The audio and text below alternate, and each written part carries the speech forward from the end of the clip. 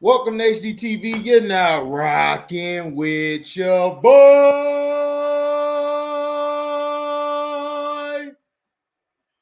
There's been an exciting game. AFC West battle. My thing is this though. If the Broncos had a consistent quarterback for the whole year, like I said, they would have been number one in the division. However,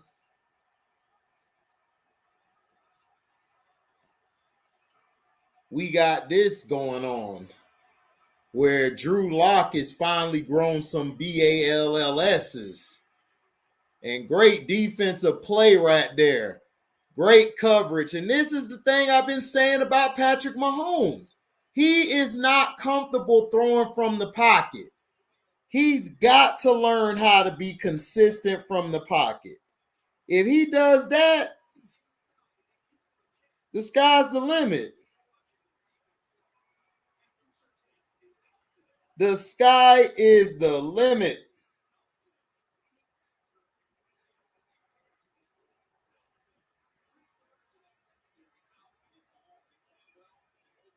I'm telling you.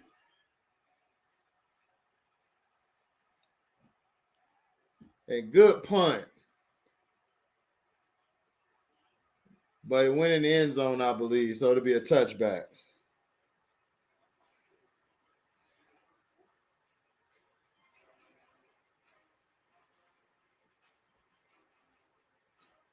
Almost had it. But this has been the game and everything, man. Like, it's just been...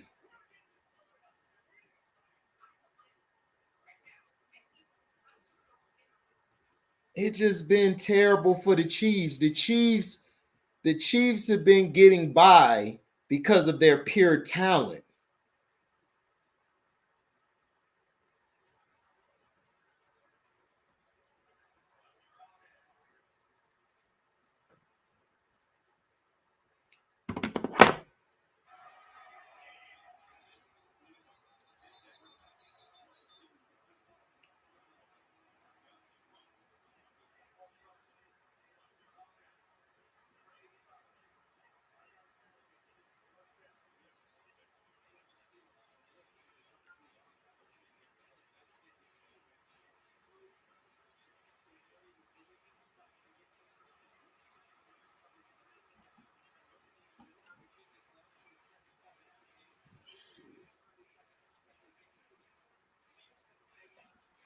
Send this out to everybody.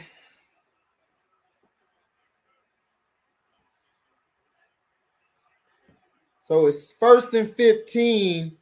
Drew Lock steps back, looks, steps up, and he's just going to fall down. Like, he's terrible. Like, his awareness for a quarterback is terrible. Seriously.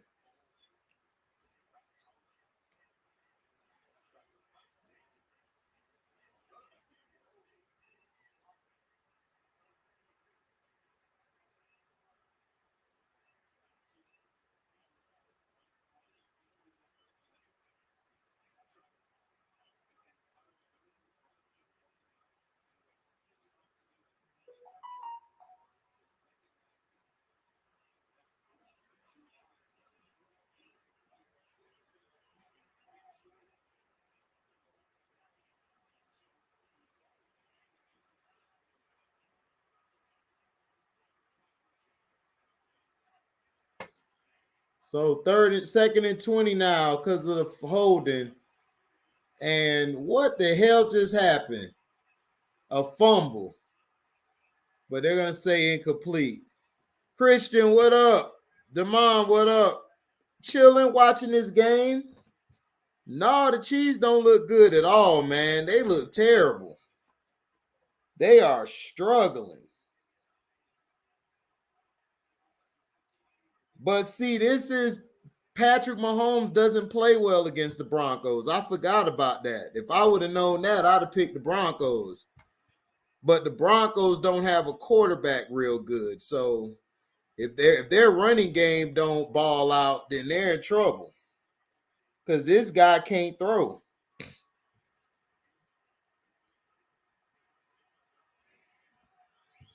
They haven't shot me. The Broncos have one of the best defenses in the league. The problem with the Broncos is they can't find a consistent quarterback. Teddy either gets hurt or they got Drew Lock. Drew Lock is a bum. He's been a bum since Missouri days. Since Missouri days, he's been a bum.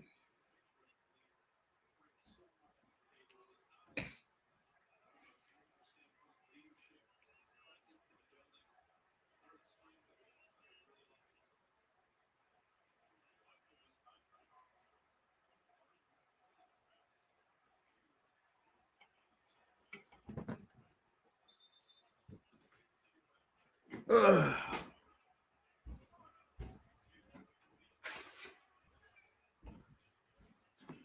We finna see what these damn Chiefs do, because the Broncos squandered their opportunity away.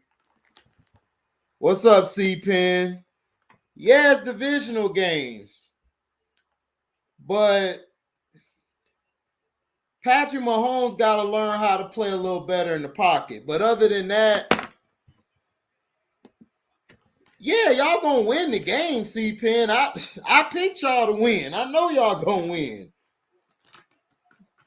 But if the Broncos had a quarterback all year, they would have been in the playoffs. They got a good defense.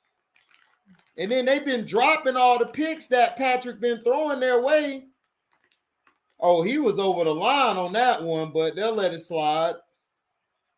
Yeah, you were over the line, bro. Come on, Pat. You got to have more awareness than that, sir. Yeah, he was over the line. He got to be more aware than that. Look, he right over the line of scrimmage and threw it. Come on, man. You got to think.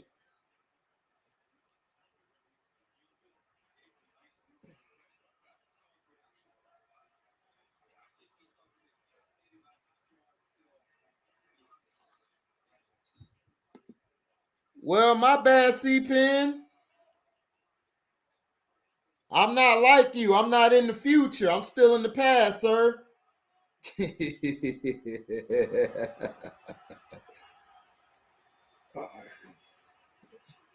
Kelsey. Here comes Kelsey, and he's down at he's in the territory of the Broncos, but here's another flag. And another damn hold. Damn Broncos want to lose this damn game. I mean, Chiefs want to lose this damn game. Pissing me off. AB is a bitch. Tell us something we don't know, Damon. I've been told y'all that. And he proved me right. That's what's up, C-Pen. I hope you're doing better, bro. I'm going to come visit you one day. Talk some shit. Get your spirits back up. Pat goes to his left, and he's out of bounds.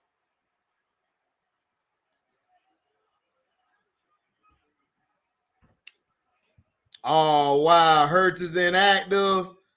We know what this is, C-Pen. They trying to help the damn Dallas Cowboys. I'm telling you, boy, there's so much BS going on. Oh, yeah, Damon, you in Kansas City. You right. I'll come see you, too. But I ain't feeding you. You got to have your own money. Your own food. Pat Mahomes steps back, throws it, and it's caught.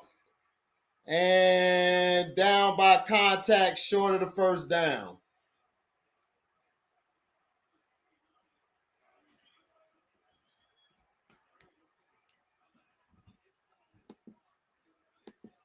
Cowboys are so lame. Yeah, but that's my dad's team, so it's not that they're lame. They got a lame ass owner and delusional fans. That's their only problem.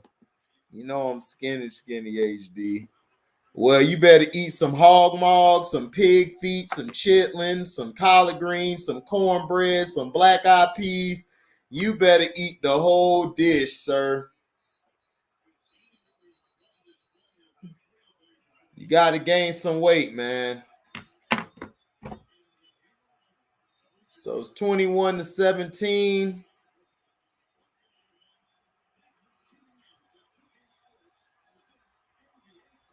James Lil, can I look at your parlay for tomorrow?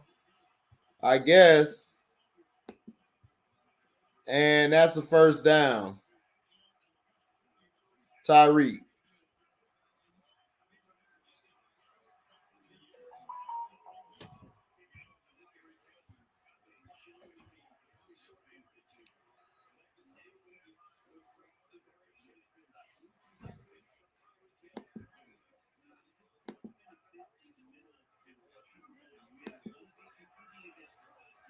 Collars and cracklings, too. Facts.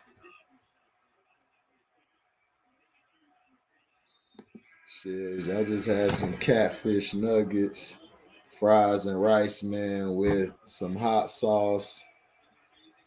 Yeah. Hell yeah, boy. You eating good, Christian. I need your mom's cooking, HD. Oh, no doubt. Moms throw down. Yo, Christian, them catfish. Yeah, them catfish nuggets be hitting, boy. 2nd and 4. Pat Mahomes steps back, throws it, and first down. Skilchy Poochie. ATL plus 7.5. Yeah. Steelers. Yep. I don't know about the Rams. I think the Rams are going to lose that game to the Niners, and I would take the point spread with that game because it's a divisional game. Tampa minus 2 point. Yeah, you could take that.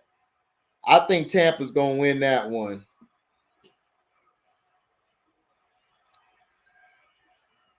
Scoochie Poochie. I eat a big bag of chips and call it a night. Demond, you can't just eat chips, man. You're gonna mess your digestive tracking up. You gotta eat other stuff besides chips. You gotta eat fruit, you gotta eat some food, bro. Some real food. Daryl Clark, bro. Catfish nuggets way better than that big ass piece of catfish. I don't know why, but they be way more crispy. Yeah, they be on point, but I like the big ass catfish.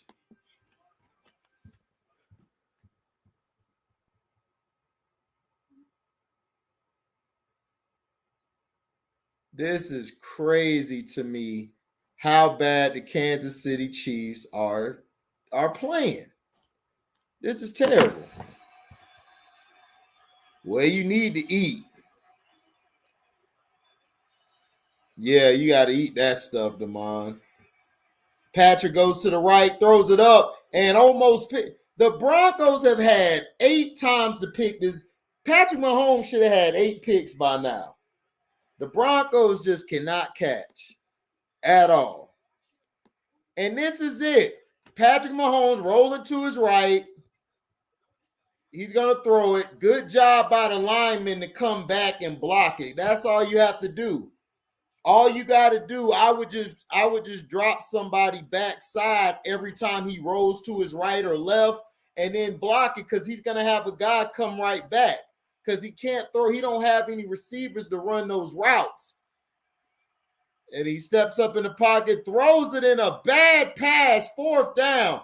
Patrick Mahomes is not looking good at all. Bad pass.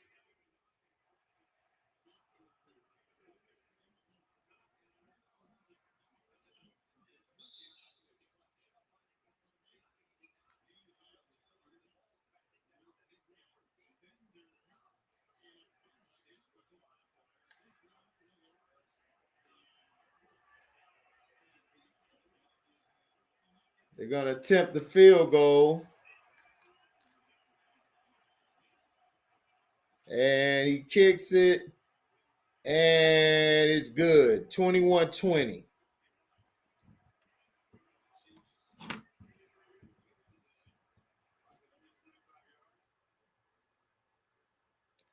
Great kick by the Chiefs kicker.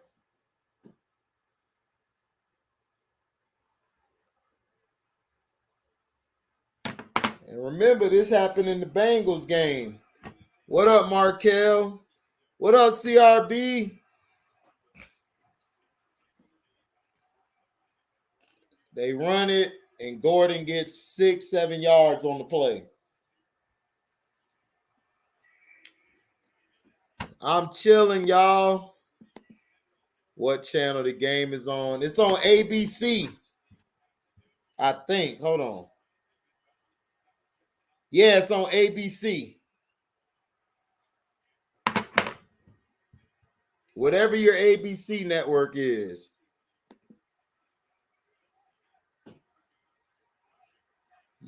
Yeah, I'm behind.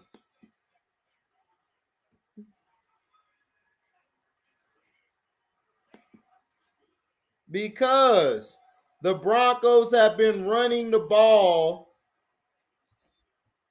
No, I'm not off the day. I had a short day. I didn't have that much work to do. The Cowgirls play. They play next, Christian. Hold on.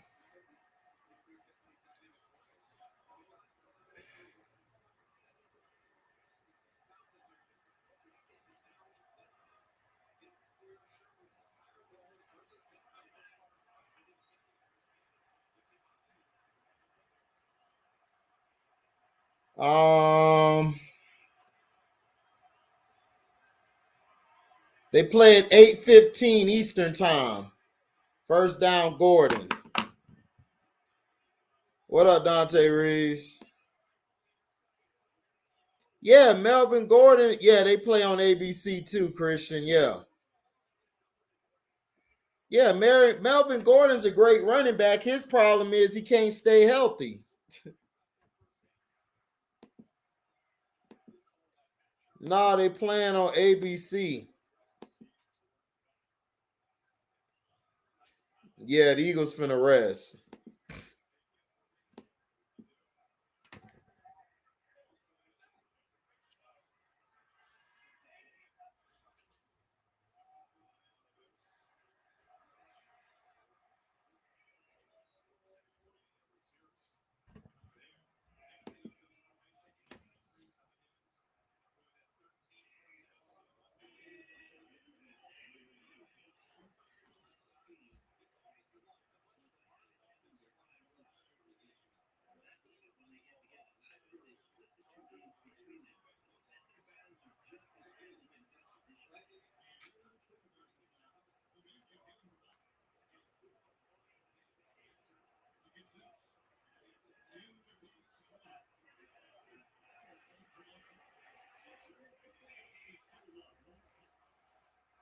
Fake it. Drew Lock throws it. Got it to number 14. Sutton.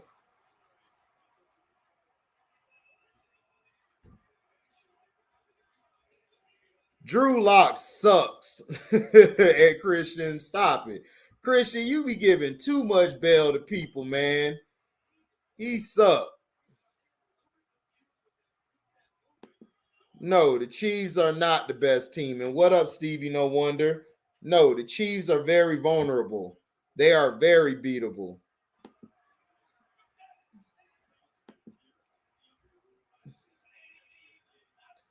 Today's NFL, I would run both. I would run cover 1 and cover 3. I actually would run yeah, Elway sucked though, but Drew Lock sucked.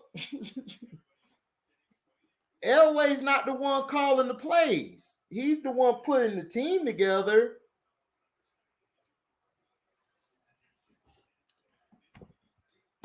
Is there really a best team in the NFL right now? I think the Titans will beat. I think the Titans will beat a lot of people. I think people are sleeping on the Titans. That's just my opinion. The Raiders are interested in Michigan's Jim Harbaugh. Would Jim Harbaugh leave to go to the Raiders? Melvin Gordon. Ooh, almost ran him over. Dog, all their receivers would be top receivers. Sutton is good. Jordan Judy is good. They got some good receivers. They just don't have a consistent quarterback. Teddy's good, but he get hurt. Drew Lock just sucks. He's on and off with his throws. Andre Johnson was one of the greatest receivers I ever seen touch the field. He just played for a terrible organization, and they ruined his years.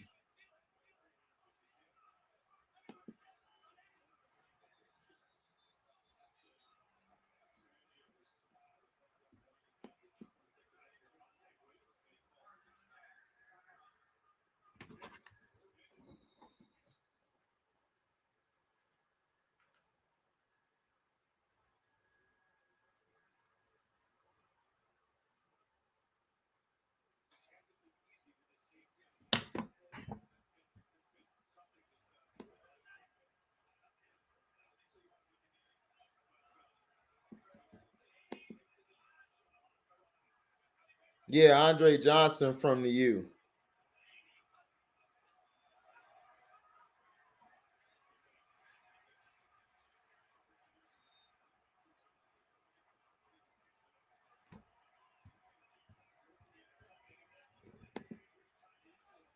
Yeah, Andre Johnson is from the U. Andre Johnson was a beast, dog. Like if Andre Johnson would have played for a better quarterback or a great team, like if Andre Johnson had Deshaun Watson, they would have won multiple Super Bowls easy, along with D Hop. If he had another guy who could catch the ball like him, it was just Andre Johnson. Andre was a beast. I think Andre Johnson was better than Calvin Johnson at times. Calvin was a better athletic and deep threat receiver, but Andre Johnson could run the whole route tree and he could block. Andre Johnson was a beast, man. People forget. Yeah, Andre was so nice. Yeah, it's like Dan Marino thing, but as a receiver, yeah. I agree, CRB. You are right. Oh, no question. Andre Johnson's prime, he was the best receiver in the league. Yeah, if Andre and D Hop could have played. Oh, yeah, if Andre had Peyton Manning, oh, it would have been over. Or Tom Brady, or Drew Brees, any good quarterback. I think he would have been great with Phillip Rivers.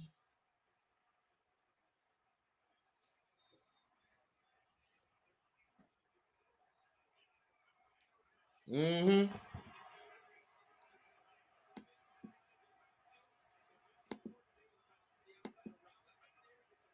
Right, Aaron Foster. He was better than Calvin Johnson. Calvin Johnson was great at what he did, but overall receiver, Andre Johnson was better than Calvin Johnson. What's up, S. Young?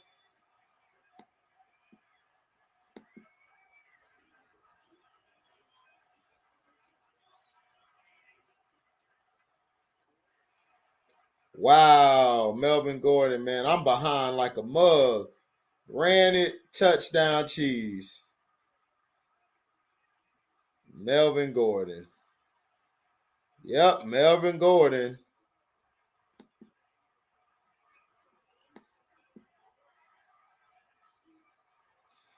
Aaron Foster was good, but the Texans ran Aaron Foster into the ground. Now, see, this is what happened. I know you guys probably seen this play already. They sent the blitz. Melvin Gordon got popped and didn't hang on to the ball. And somebody didn't get a block on him. The tight end basically let him get a free release on his running back. So I would be kicking the tight end's ass on the sideline right now. The tight end would get his ass whooped right now.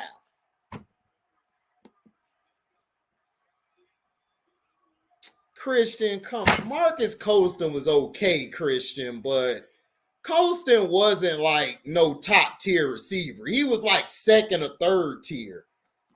But Colston was not no top receiver like that. I think Michael Thomas was better than him. But Colston was straight. Yeah, that would have been vicious. Yeah, I'm behind. Yep, you're right. Brandon Jacobs was good. He was a good run first and second down back.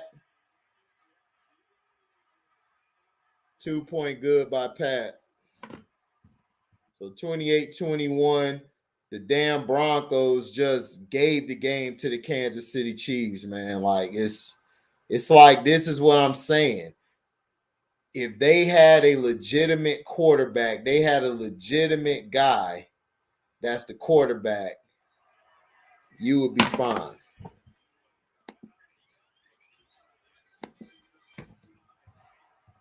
No, I'm saying Colston was straight, but I mean he was okay. It was some games where Colston kind of let them down. That was a good defensive play, by the way, by the Chiefs. All right, 7 minutes, 42 seconds left.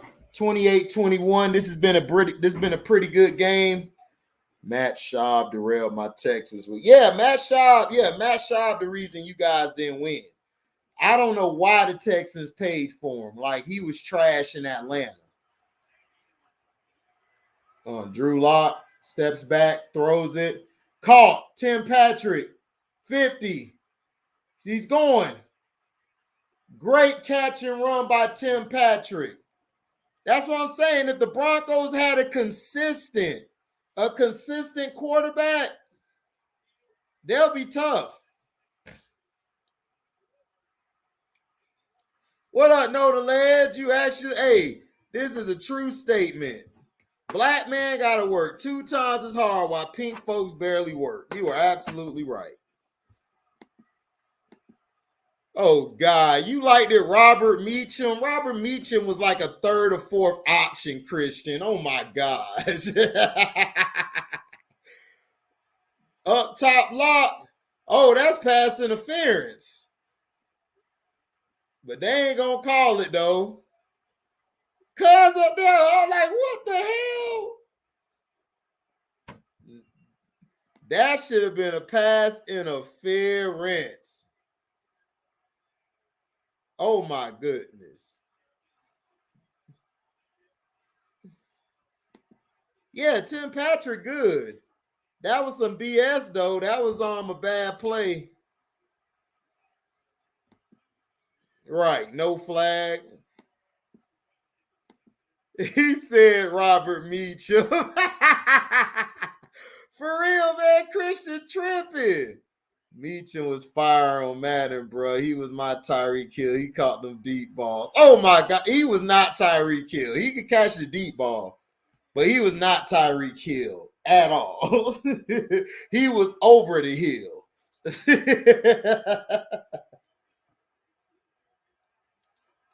This boy said Robert Meacham, man. I ain't heard that name in so goddamn long.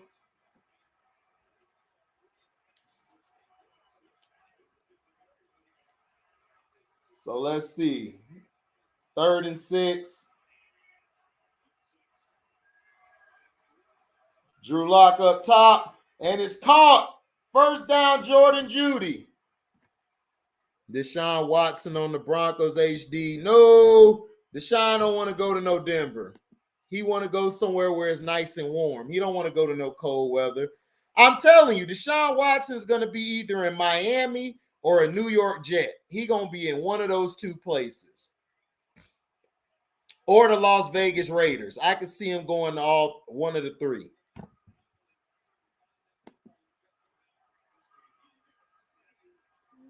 Oh, God.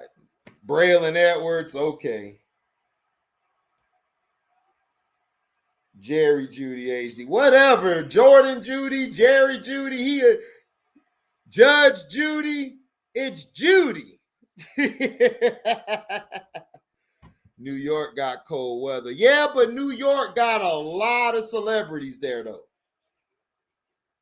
Yeah, Deshaun better than Pat Mahomes. We've been on this. That's not a question. Deshaun Watson, the only quarterbacks he's not better than is, I say, Tom Brady and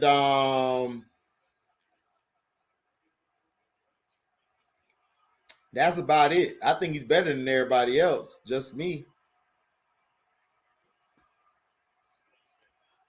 Here we go. Drew Lock steps back, lets it go, and almost picked off. Should have been picked off. That's why I told you, Drew Lock. Drew Lock missed to throw the game away.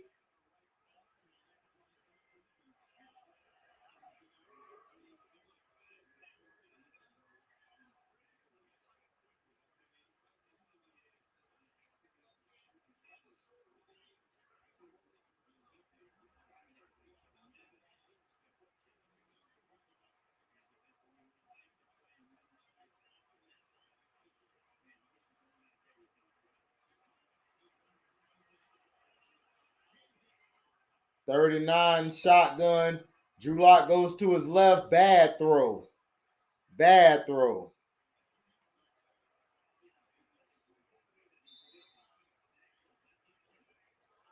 That was terrible as hell. See, what the hell is Drew Lock doing?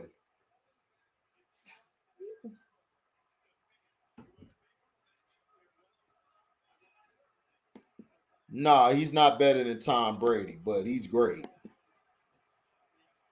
Yeah, he better than that. Yeah, he better than him. Top three. That's a good top three. Brady, Watson, and Mahomes.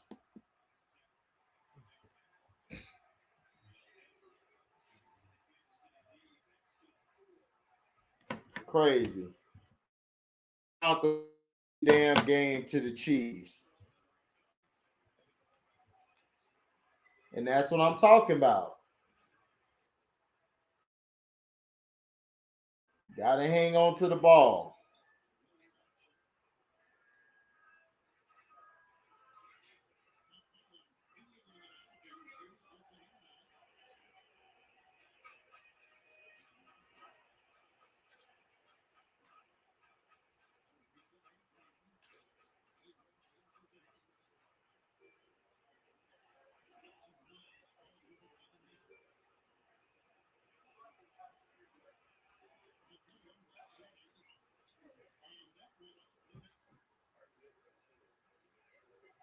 Yeah, they just need to stop.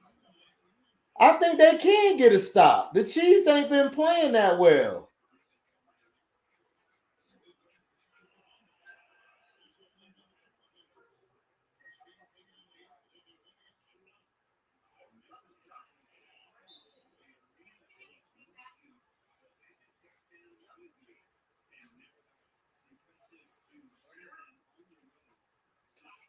Let you on. I'll let y'all on in a minute. I want to talk about football. Hold on. Stop being bossy, Christian.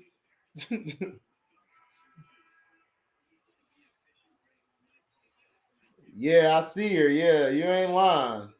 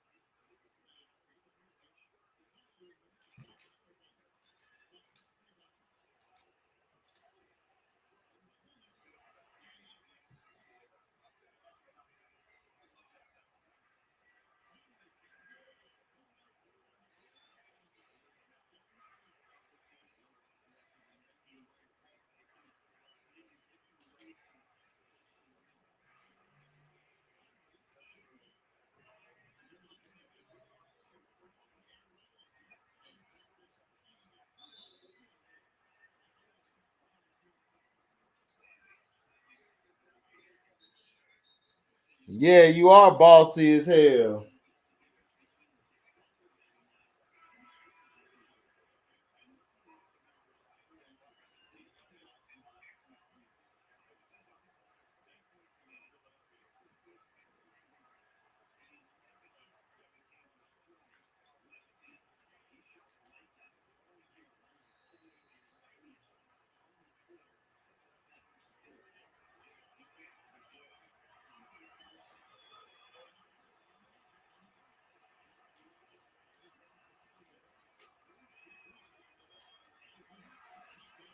And he got it.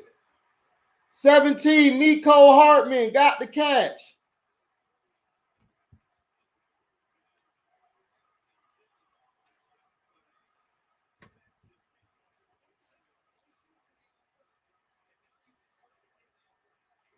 Throws the screen, and Miko Hartman just takes off. Bad angle. Broncos have been taking bad angles all night. It's like, what are you doing?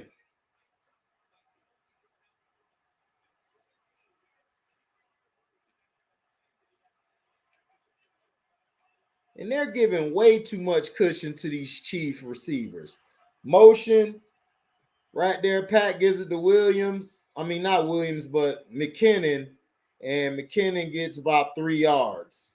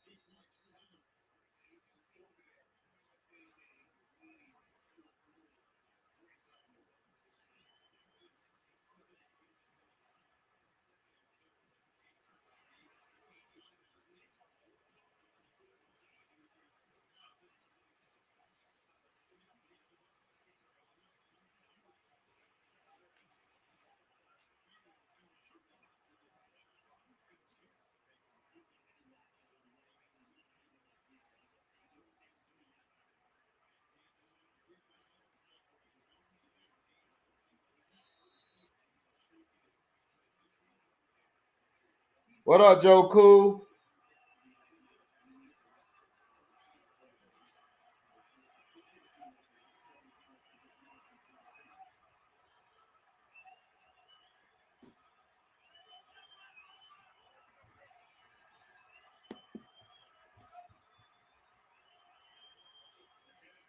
And they throw it out to the right. McKinnon gets the first down and more. That's what I'm saying. The Broncos are playing too much cushion. They're giving them way too much cushion.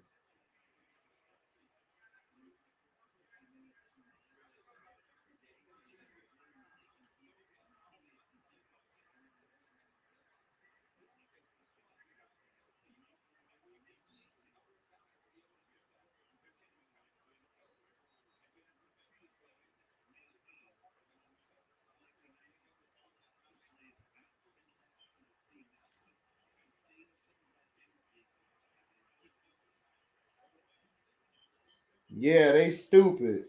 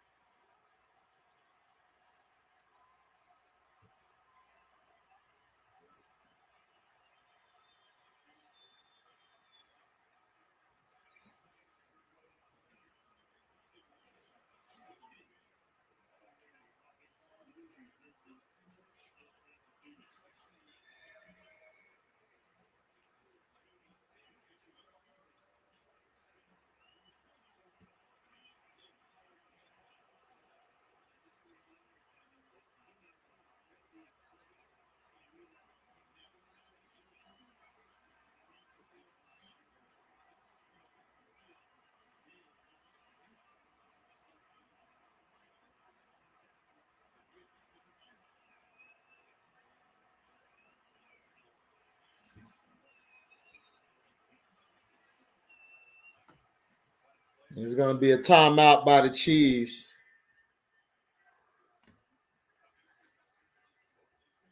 And the Chiefs, basically, if they get a touchdown, the game over. So if the Broncos can hold them to a field goal or get a turnover, they're in the game.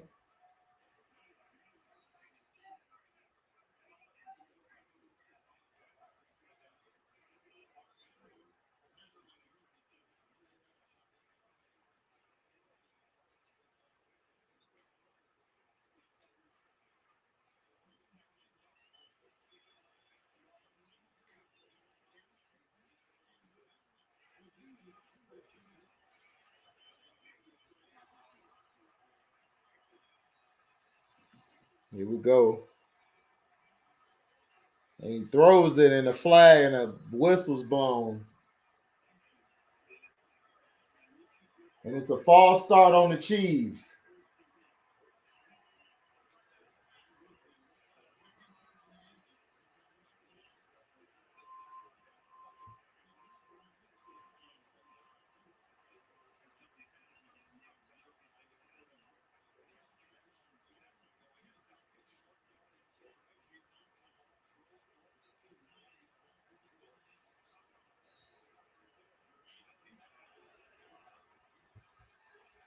Here they go, 3rd and 8. They got 2 up top. They are giving the Chiefs way too much cushion. Oh my gosh, dog. That's why it's a first down. You giving them about 5 or 6 yards.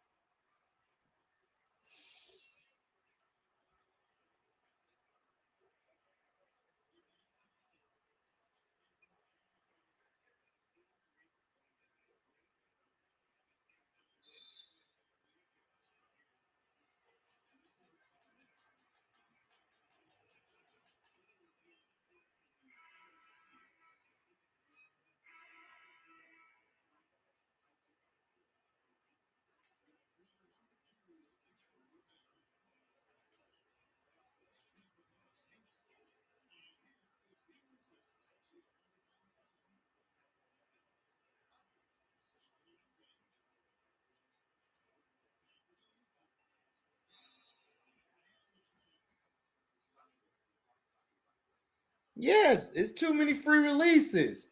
They're letting these guys run without jamming them. If you let them get a free release like they're doing, of course they're going to kill you the whole game.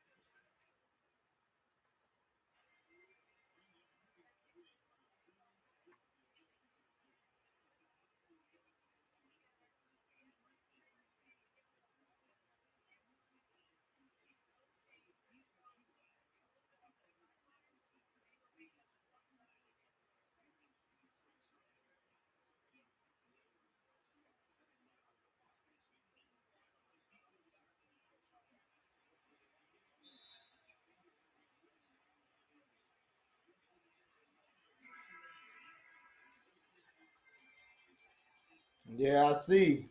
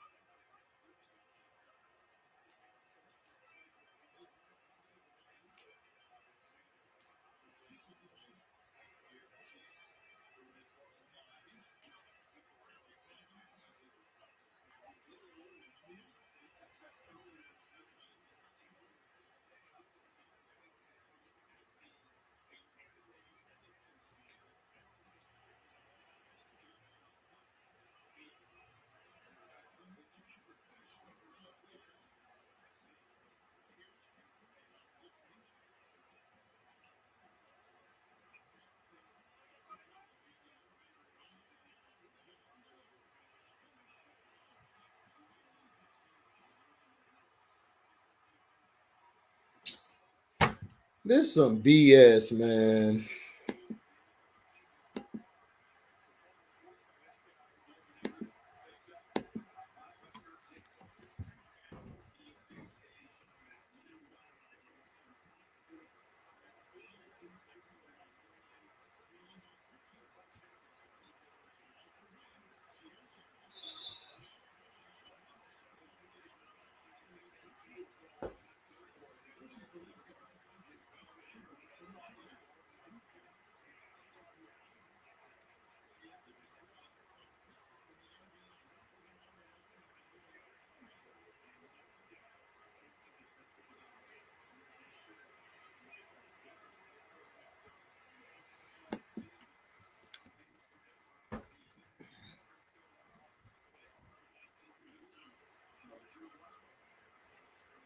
So basically, the Broncos gave the game away.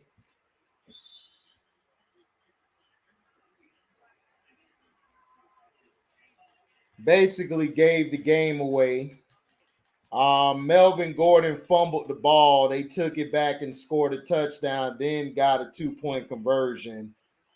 The Broncos were giving in the first half, they were shutting them down. They were running basically a press coverage on them. Second half it's like they forget how to press coverage. They're giving them free releases. They're letting the receivers get a 5-yard head start. You can't do that with the Chiefs. And if teams in the AFC are going to do that to the Chiefs, you might as well give the Chiefs the championship and go to the Super Bowl, because they're winning the AFC if teams aren't going to pressure their receivers. They don't have any receivers who can run routes. They don't have any receivers who can get off the jam well. They don't. But if you're going to continue allowing them to do whatever they want to do, just give the Chiefs the AFC championship right now, because they're going to kill you.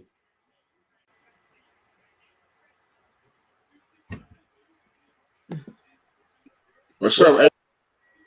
Chilling. I ain't been here in a minute. Yeah, I know. You've been outy. How you been? Now I had to get a new phone. I knew my phone was old, man. I had that phone since 2018. Oh, okay. Yeah. Shoot, yeah. What you been up to? None, same thing. Working, doing videos. That's about it. You staying out the way, ain't you? Huh? I said you staying out the way, ain't you? You said staying where? I said you staying out the way, right?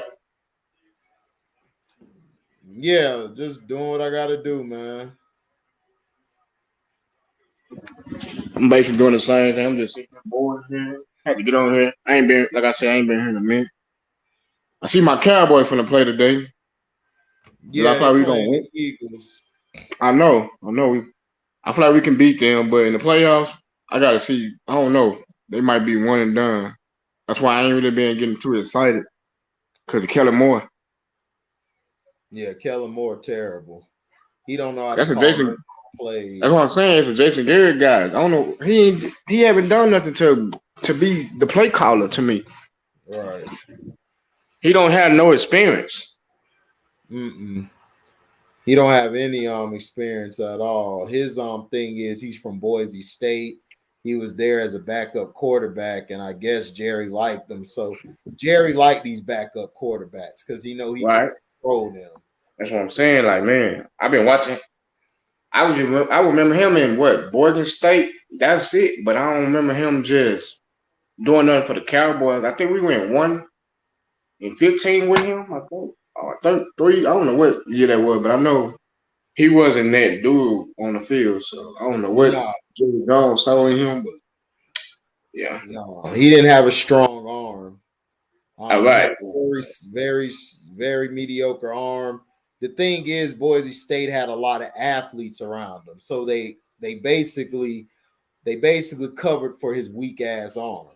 So he was able to get the ball in the flats, like throw a quick throw. Guys would get it and then run up the field. He would get the running back the ball. He would be running that spread thing like they're doing now with Zeke in the backfield, or they'll have Zeke and Pollard in the backfield. Boise State never really had a fullback system. They was Right. running backs and tight ends would block.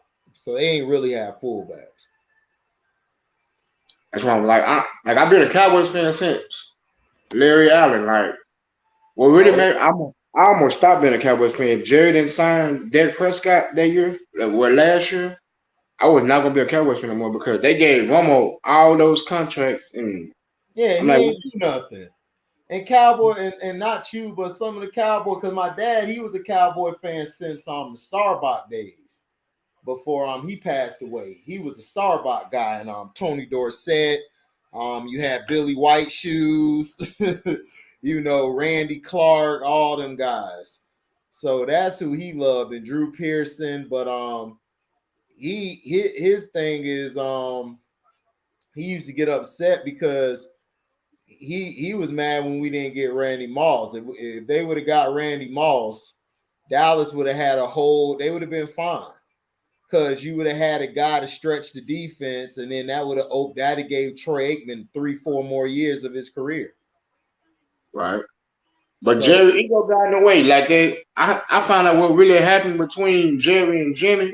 I think Jerry, it's some actor. He used to be on a lot of movies. A white guy. He right, came to the locker room, and Jimmy Johnson looked at Jerry like, dude, what you doing? I'm trying to have a speech with the team, but Jerry, his ego got in the way, and you know how they go. right, yeah. So yeah, All that's right, what look, really. man, you ain't gotta tell me. I know. I know about Jerry. Jerry's a great businessman, but he don't know shit about football. And I keep telling people that, and people used to try to take up for him all the time. And I'm like, dude, Jerry do not know football like that. He don't. He's a guy who he played on the football team, but he really wasn't a star. Like he was offensive lineman, but he wasn't no superstar player or anything and all that. What up, Strictly? He wasn't no superstar player. Excuse me, he wasn't no superstar player where you'll be like, oh, okay, Jimmy was the guy, basically. Jimmy was getting more reps than him at Arkansas. So he brought Jimmy over there because he just knew Jimmy. And, they were cool starting off. He gave Jimmy his opportunity. Jimmy just got upset because Jerry would always undermine him, and players like they would literally go upstairs to talk to Jerry, and Jimmy would cut them on the spot. Jimmy didn't care. He's like, don't come back. Because Jimmy was the GM and the coach. Yeah. So he could do whatever he wanted to do. So see, it's an example of you gotta separate friends from business. Well, they True. weren't friends though. Him and Jimmy they were roommates in college. Okay. And Jerry knew Jimmy as a great coach because Jimmy was a great coach in college. He turned Miami, like when Berger, whatever the hell his name is. I think Craig Erickson came after Jimmy in Miami. I don't know. I think he came before. Dennis, then it was Butch after. Right. Okay, so Dennis was after Yeah. So strictly he was after Jimmy, right? Yeah. Right. So he was after Jimmy. So The Oklahoma State Cowboys. you said who? Did he coach the Oklahoma State Cowboys? Who? Jimmy Johnson. I think he did early on, and then I think he got a job at the U. Yeah. I'm not sure, but I know that they weren't friends. They were roommates at Arkansas together, so they were cool. They were like cordial whenever they seen each other. They were cool people. They would chop it up. You know how you got that one dude, y'all cool, but you're really not friends. But whenever you see him, it's like, what up? He might give you a job opportunity, or he may throw something your way like, yo, you need to check this out. This is pretty good. And you take it for what it is because he's a good dude every time you mess with him. Yeah. So that's how it was. That's how their relationship was. I don't think they were friends. Like they weren't chilling with each other, going to drink. Jimmy had his own people. Jerry had his own people. So it's just that what happened is Jerry Jones was upset because Jimmy was treating him like shit. Like like he wasn't his boss or something. And Jimmy it's the same thing. It's like, Bill Belichick, doesn't matter how much football he knows more than Bob Kraft. He's never going to step out of line and disrespect Bob Kraft because that's his boss. He At knows the end of the day, Bob Kraft is going to get rid of you if you disrespect him. And that's all it was. It wasn't anything that Jimmy did as far as coaching. Jimmy just would do things that was very, very mean as hell, like very disrespectful in front of certain people, and you can't do that if you're a coach. So I agree with what Jerry did, but at the same time, Jerry's problem is he should have let somebody else be the GM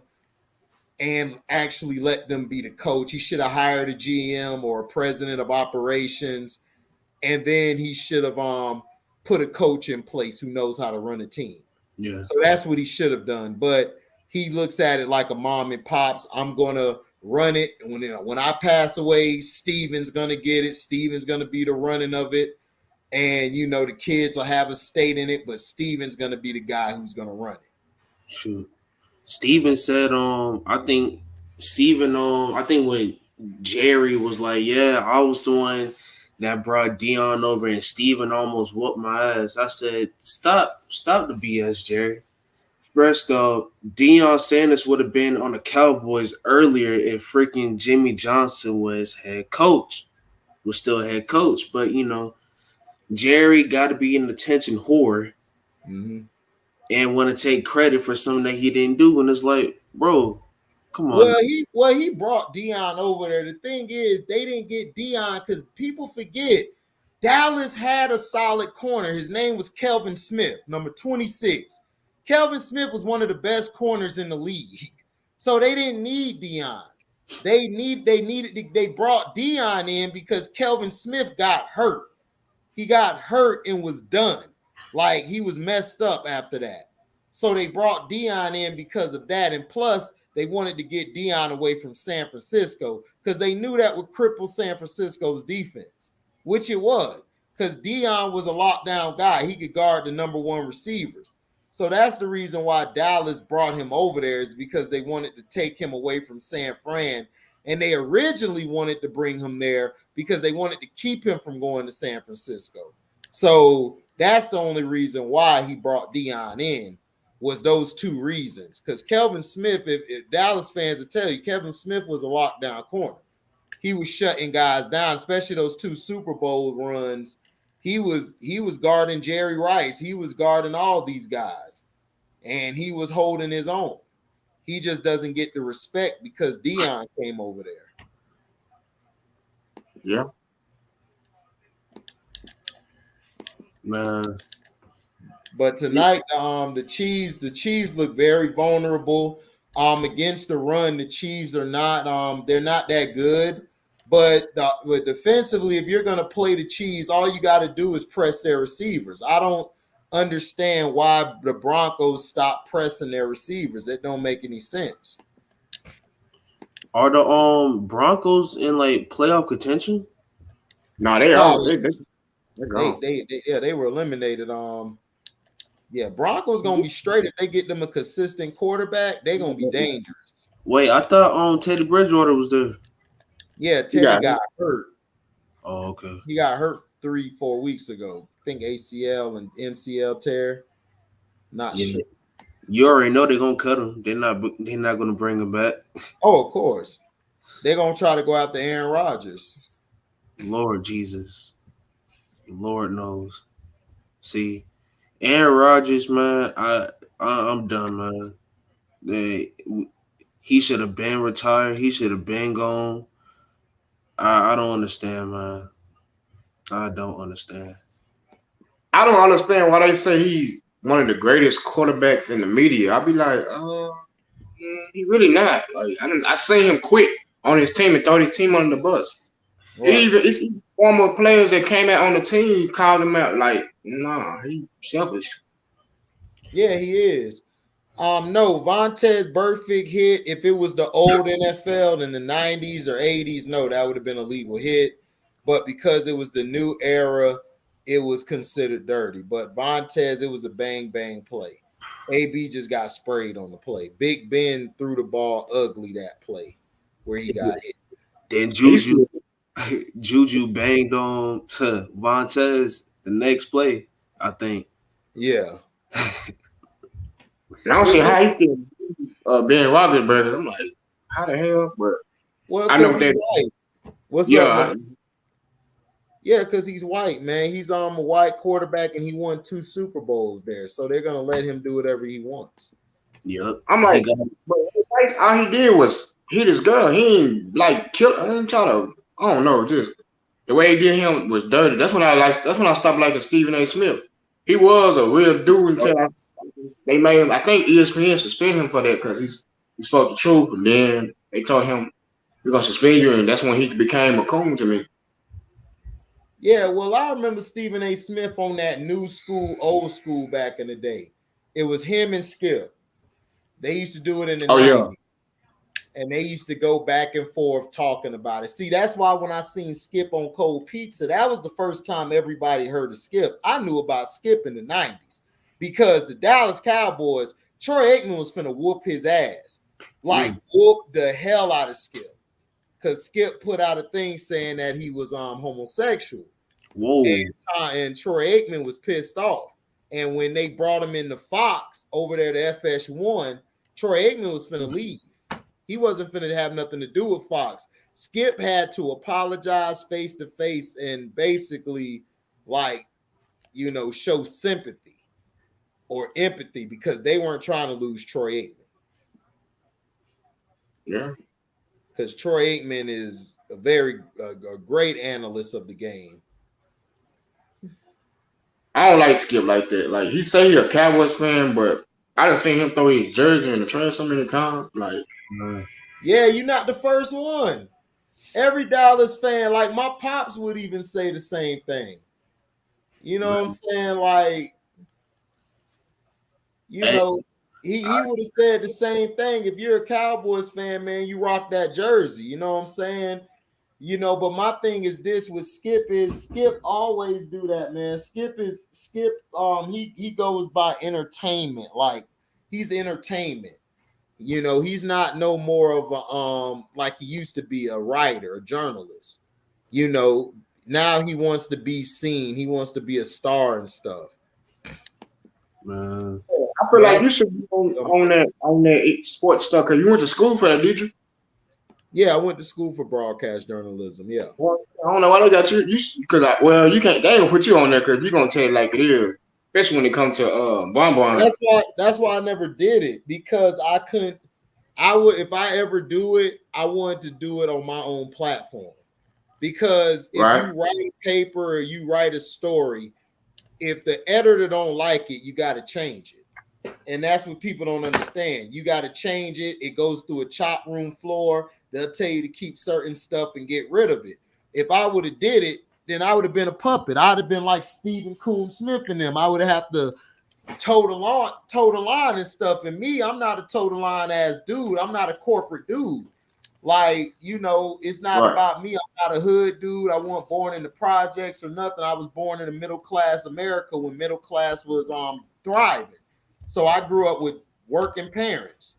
So I basically, that's all I know how to do is work, get your own shit. If you don't work or go get nothing, you're gonna be homeless, or you're gonna be without food in your belly. So that's the mindset that I have, and I can't work for somebody telling me what I can say and what I can't say. I don't give a damn who you are. I'm gonna say how I feel. It's my opinion. It's how I seen the situation. These guys in the sports area, in the sports arena, they got to say whatever they boss tell them to do. No, you got to say this. No, you got to say that. And it's like, I'm sorry, I can't do it. If this dude is trash, I got to say he trash. I'm sorry. Like, he is. Like, I'm not going to lie to the people. I don't want the people to be confused. That's the problem with a lot of these fans today. They think they're overhyping a lot of these players, making them think this game today, they're more skilled and better than the players from back then, which is a lie. The players back then were way more skilled. And plus, they had moves. These guys here don't have no moves. It may be like 5, 8 people in the NBA that have moves, and then the NFL, like receivers, could get a bunch of yards every play. You can't get physical no more. You can't hit them across the middle. This is a different game now. So I'm gonna tell the truth who real and who not. That's why I know if Antonio Brown played in the 90s or 80s, man, he'd have been out the league in 3 years. He couldn't take no punishment like that. Early 2000s too. Yeah, early 2000s. Because you know who would have popped him? Nobody don't talk about this man. You remember Roy Williams, Mr. Horse Collar? Yeah. Yeah, he would have. Yeah, Antonio Brown would have cried. His career would have been done. Yeah, you're right about that. Roy Williams, his problem is he couldn't cover for shit. He used to get burnt all the time, dog. Dallas used to be mad. But he's a box safety though, so they should already know. He a linebacker. Roy Williams was a linebacker masquerading as a safety. They should have moved him to linebacker. Shoot. Oh my gosh, man! Shoot. HD, I'm on my 4th day. Recovering though. I know the job. The job was telling me to freaking come like at 7, like on my 7th day, but nah. I'll probably come on my 10th or next week or whatnot. No, just show up on your 7th day, or call them a day in advance and tell them like you still don't feel good, and go from there. But just don't call or tell them nothing. All right. Call and let them know.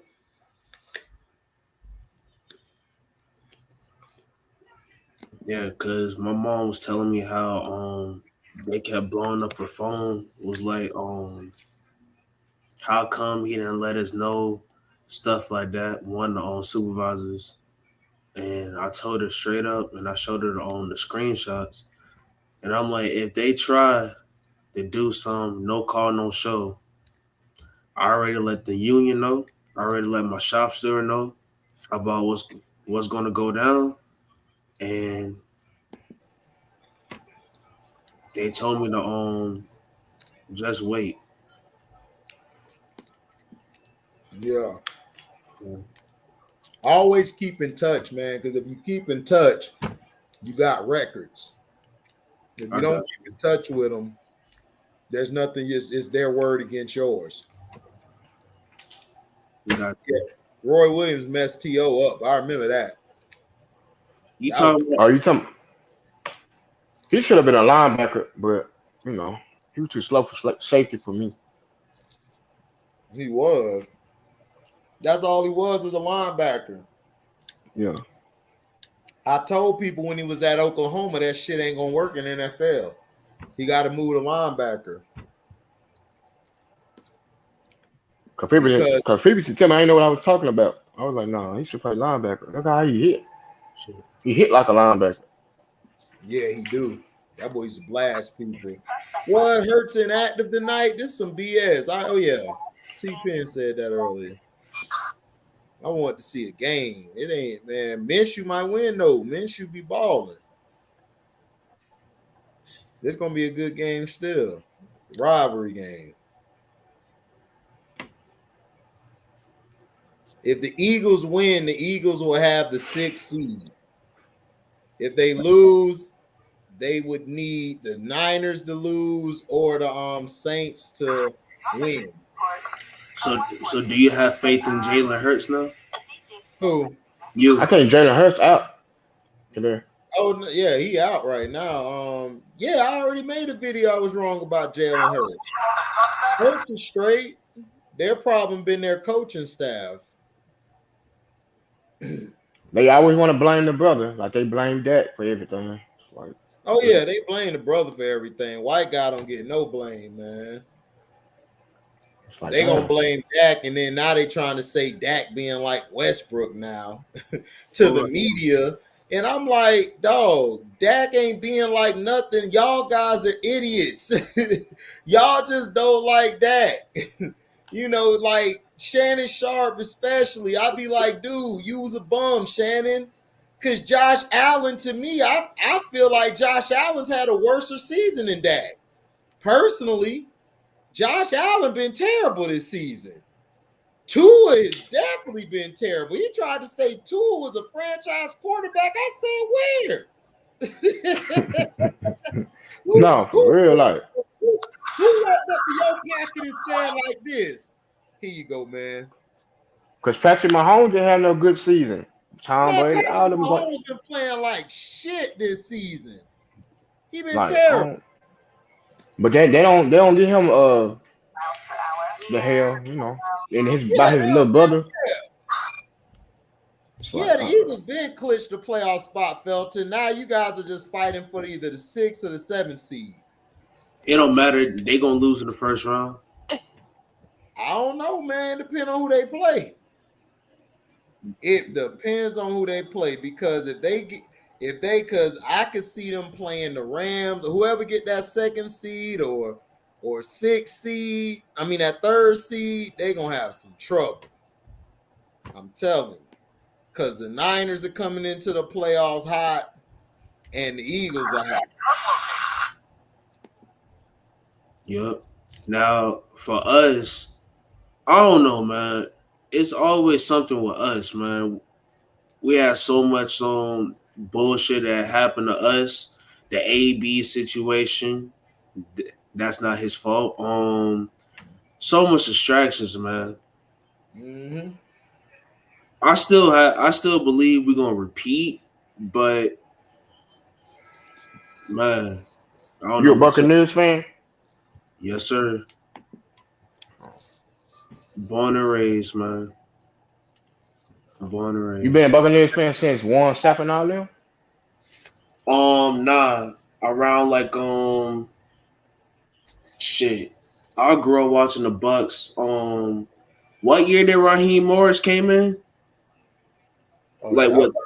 that Oh, was like late 2000s. yeah. Since he took head coach, but yeah, man.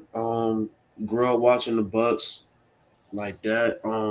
My stepdad was teaching me, was giving me game about how they did Tony Dungy dirty. It's crazy. Oh yeah, they Oh did yeah, him dirty. they did Dungy real dirty. Everybody remember that. That's why Mm-hmm. nobody liked that Super Bowl they won, because that should have been Dungy's Super Bowl. Cause he made that team. He built that team. Really. He made. You said it right, X-Man. He made that team.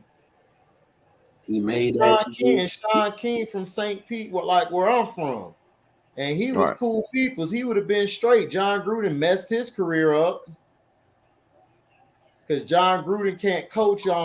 He can't coach young Brother. guys. He only can coach the old guys.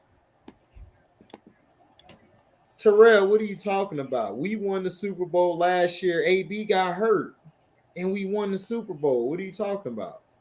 I wonder who's T Hub's team. Everybody. Nah, the Bears. He from Chicago, I think. The Bears. Yeah, that's self-explanatory right there.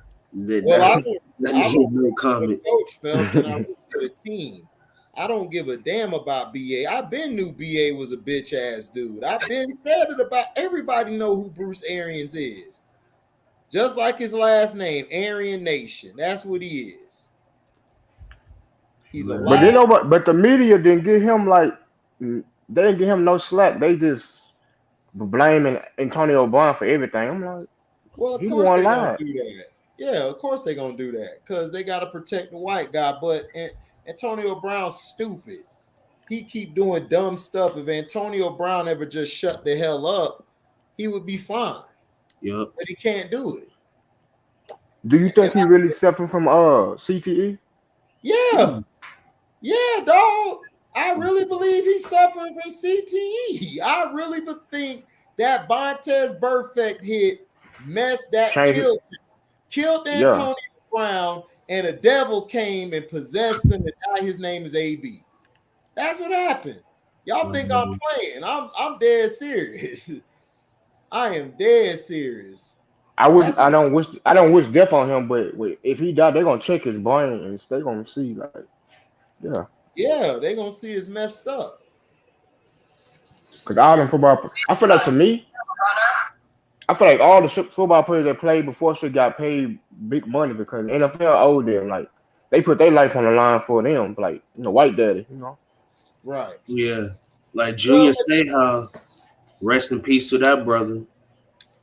Man, I think that's what made people talk more about CTE when he died. Yeah, it was. But yeah, that's what I'm saying. It's like I watch these games, so when the media talk about players, I could tell when they're on that BS because I watch the games. And also with Antonio Brown did Mike Tomlin dirty. So I told people, I'm like, dude, AB, something wrong with him. My little brother was defending him, and I kept telling my little brother, I'm like, bro, this dude blew over damn near $80 to $100 million in total. Do you understand? Yeah. That's why Le'Veon Bell career went down the drain because listen to AB all the time. Yeah. Terrell, they won last year without AB. AB won in the game. He got hurt. You know why last year in the Super Bowl? Yep. Yeah, he got hurt. T-Hub. Yeah, he got a touchdown. He got a touchdown. I know that. Yeah, he got a touchdown, but the guy who balled out was Gronk. Gronk got two touchdowns. Gronk took over. Gronk was killing him. So what did you talking about, huh? I told you, T-Hub, man, you trying to save too many teams, your brain get mushy. Sounds like BA and AB gonna get their bags packed immediately after the playoffs. I would have fired Bruce Arians Monday. He would have got fired, and AB, I would have just talked to him, put him in the corner, and said, just chill. And if he still would have been on that BS, then you would have had to let him go. But I would have fired Bruce Arians ASAP. Right. Gronk in the defense was the reason they won last year, and Godwin was killing. Godwin was balling in the Super Bowl. Like AB, he caught a touchdown, but he wasn't the reason they won.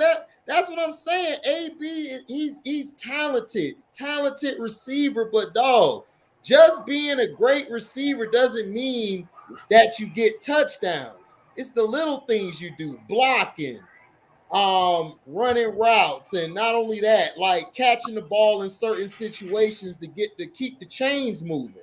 It's other things, dog. It's not just getting a touchdown all the time. AB is a great slot receiver. That's his thing. He's great in the slot. He can run the route tree, and he can come off of the jam easy. But AB is a head case. And they try to compare him to what's his name? Terrell Owens. They try to compare them to the same. I'm like, nah. T.O. had his thing, but not like AB. Yep. Terrell was the same way. It's just that Terrell wasn't overly like AB does stuff, but T.O. was the same way. T.O. everywhere T.O. went, he destroyed the team because he's too busy. He's too busy thinking about me instead of the team. I feel like the Cowboys situation, that's Tony Romo and Jason Witten. Yeah, the Cowboys was the I don't blame them for the Cowboys. That was Jason Witten and Romo because they had their little boyfriend thing going on. Allegedly. Because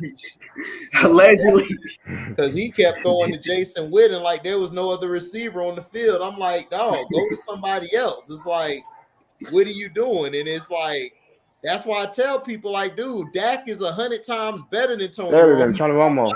Tony Romo. Romo is trash. I don't get why some fans is talking about, man, Romo. I'm like, what did he win?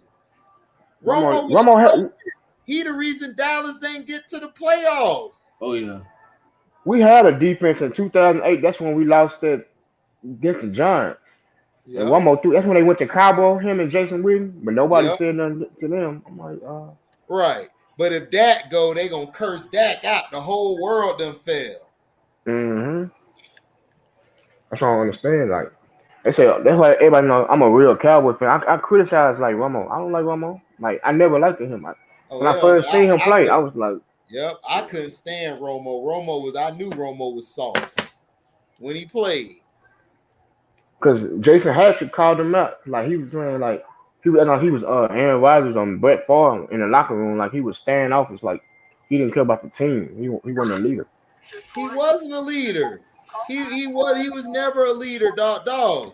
When you saw, this is how I know he wasn't a leader. When he got his collarbone broken, ain't nobody go over there and pick his ass up. When Dak hurt his ankle last year, guys from the other team, Yup.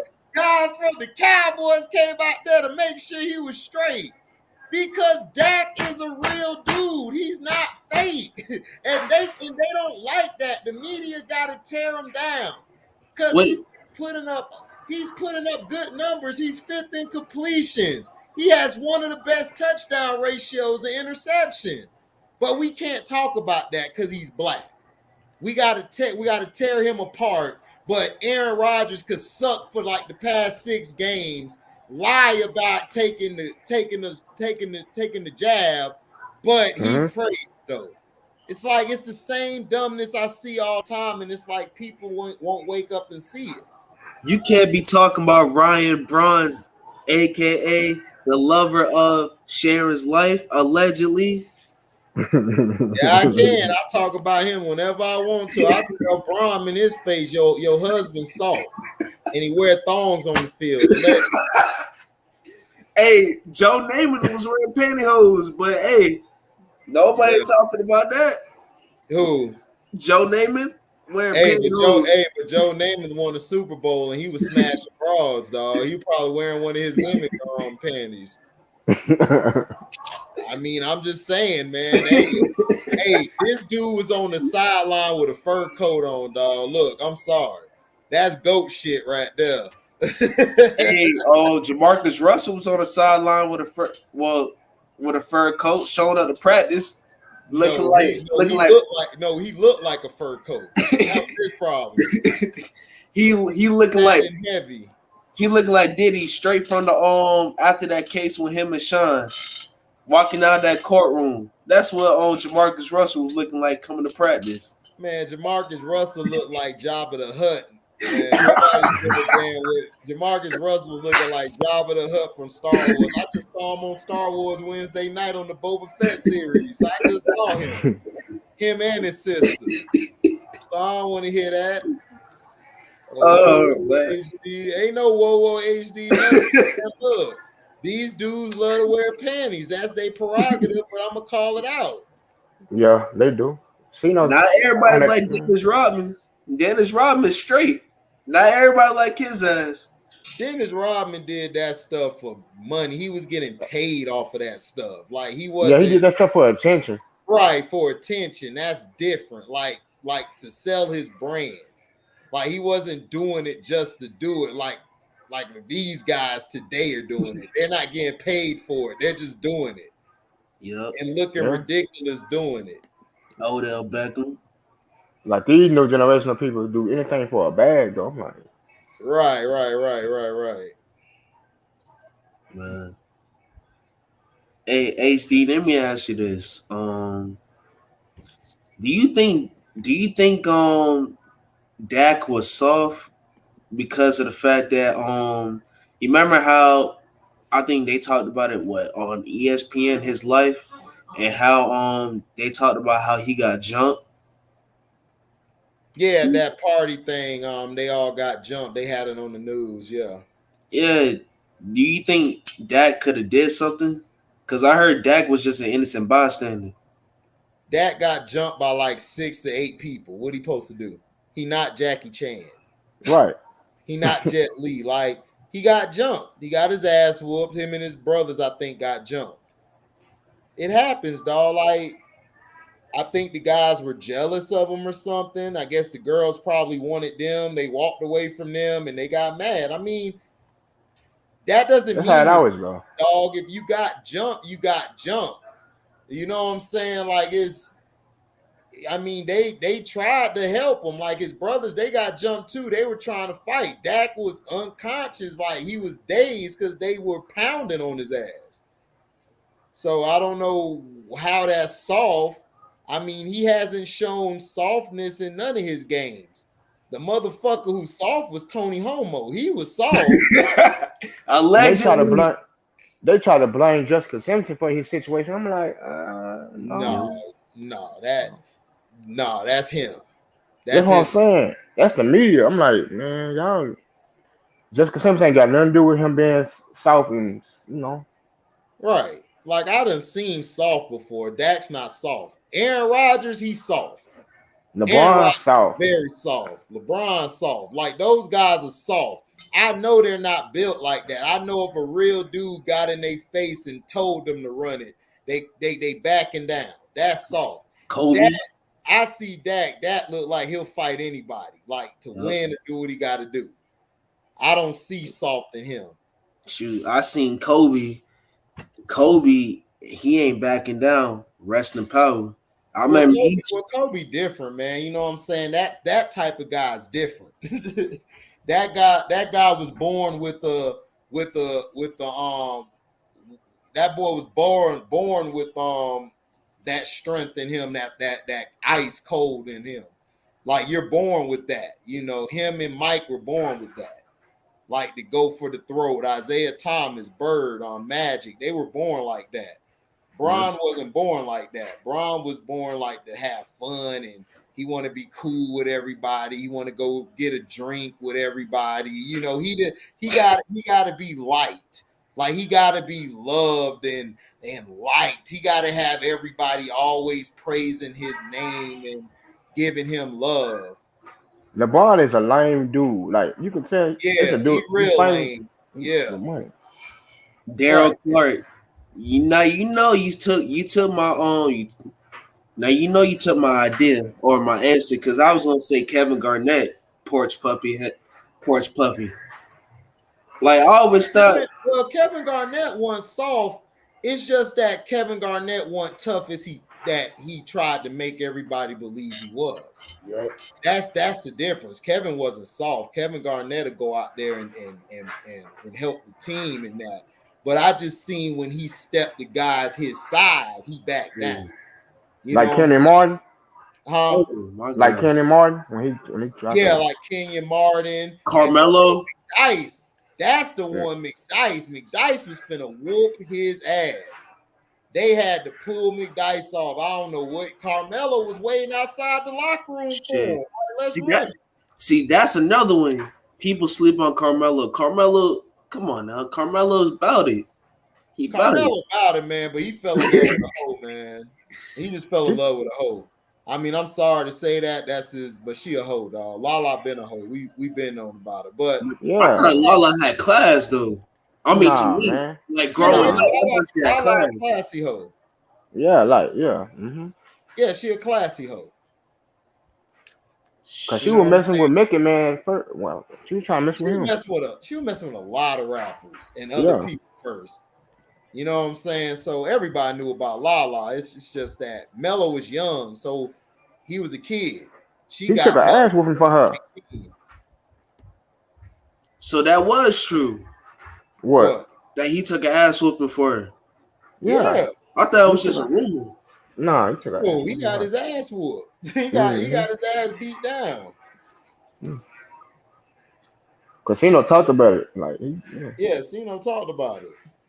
Man, boy, he was willing to die. Once Kevin Garnett said, "Your wife tastes like Honey Nut Cheerios." Hey, man, she gave good dome, dog. They called her Lala, dog. Boy, she gave good dome and had that good snatch. Man, she looked like she had that stank. Who? Lala. I don't know what she have. I never. her attractive. Like growing up, I I thought mean, she just seemed like a typical chick around the corner. That's just to me. Like you'll just go hit up on a late night. Right. Nothing going down, you just hit up. Like, yo, what's up? Get some head or whatever, knock her down and move on.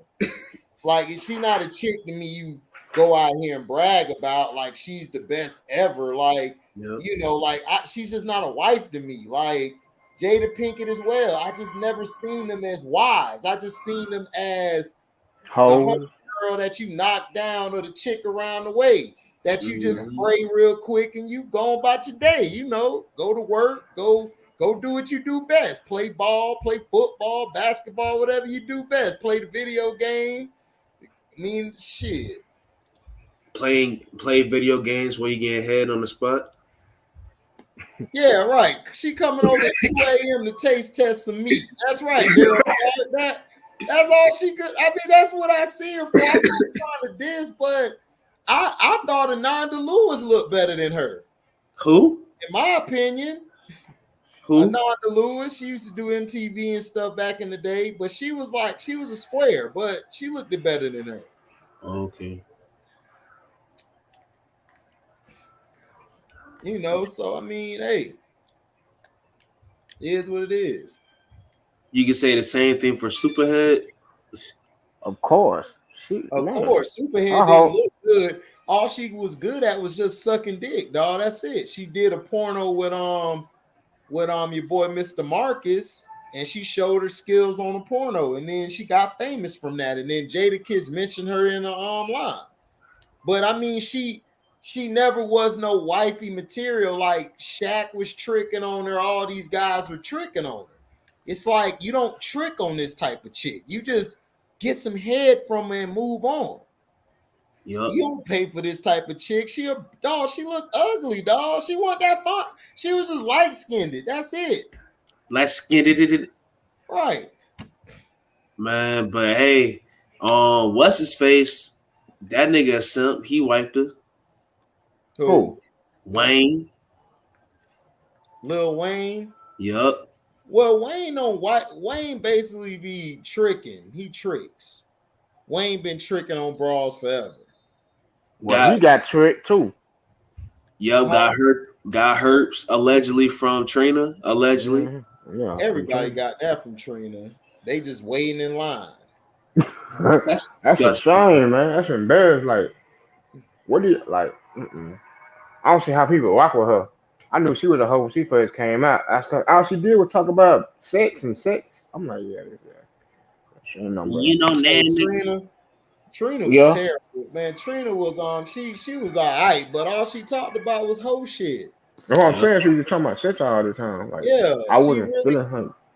Yeah, like she didn't have no creativity or nothing. Like Lil Kim at least had creativity. Yeah. She didn't have. She at least had bars. Right. Lil Kim had bars, but this chick ain't have nothing. All her shit was written by Trick. Not just Trick, everybody else wrote it in the clique, and then she was getting tossed around. Yeah, that's how she was talking shit about Trick. I think on one of them Love and Hip Hop shits. How she was like, yeah, you know, Trick. Nobody cares about Eagles and Cowboys. Go ahead. What you saying? Like nobody care about what you do, Trick. Nobody want to hear that 98 shit. And Trick was like, I don't care. I don't care about these new fans. I'm still gonna be me. No. That's like, Trina, who is you? If it wasn't for Trick, you wouldn't even be in the game. You would still be doing real estate. If it wasn't for the dude who ran slip and slide, she wouldn't be in the game. Venture steps back, throws, and tipped up, and the Eagles caught it. First down, Devontae Smith. Teddy Head. Yeah. The guy for the Cowboys just tipped it up. He had a chance to get it, and this is this cushion I talk about, and then letting the receiver get behind you. like I don't know. Maybe it's just me. Do you think teams like defense now? Do you think they don't know how to play zone? It's not that, it's that they can't do what they used to do. Like they could be physical to the receiver, but now they really can't. Like they can't hit. Like, see, they used to be able to hit guys when they came across the middle. They couldn't hit them because now they done made a rule. That's why, like I said, like they made the rule if you hit them up high, then you get a penalty. Like they say it's defensive. But back in the day, we just used to call that a regular hit. The receiver, if you survive getting your head run going across the middle, that's how we knew you were a tough receiver. These receivers today, you don't know if they tough or not because they don't really get hit. They barely get touched, so we don't know if they're tough or not. True. What's up, S. Young? What up, HD? Yeah, rest in paradise, Sidney Portier. Yeah, rest in paradise, man. One of the greatest actors to ever live. Man, what he died of? Like what he died like 90 something at 90 something? 94. 94, yeah. Boy, I already know, boy. God bless him. Hey, about 4 yards, so it'll be 3rd and 2, 3rd and 1. Mm-hmm. Good run.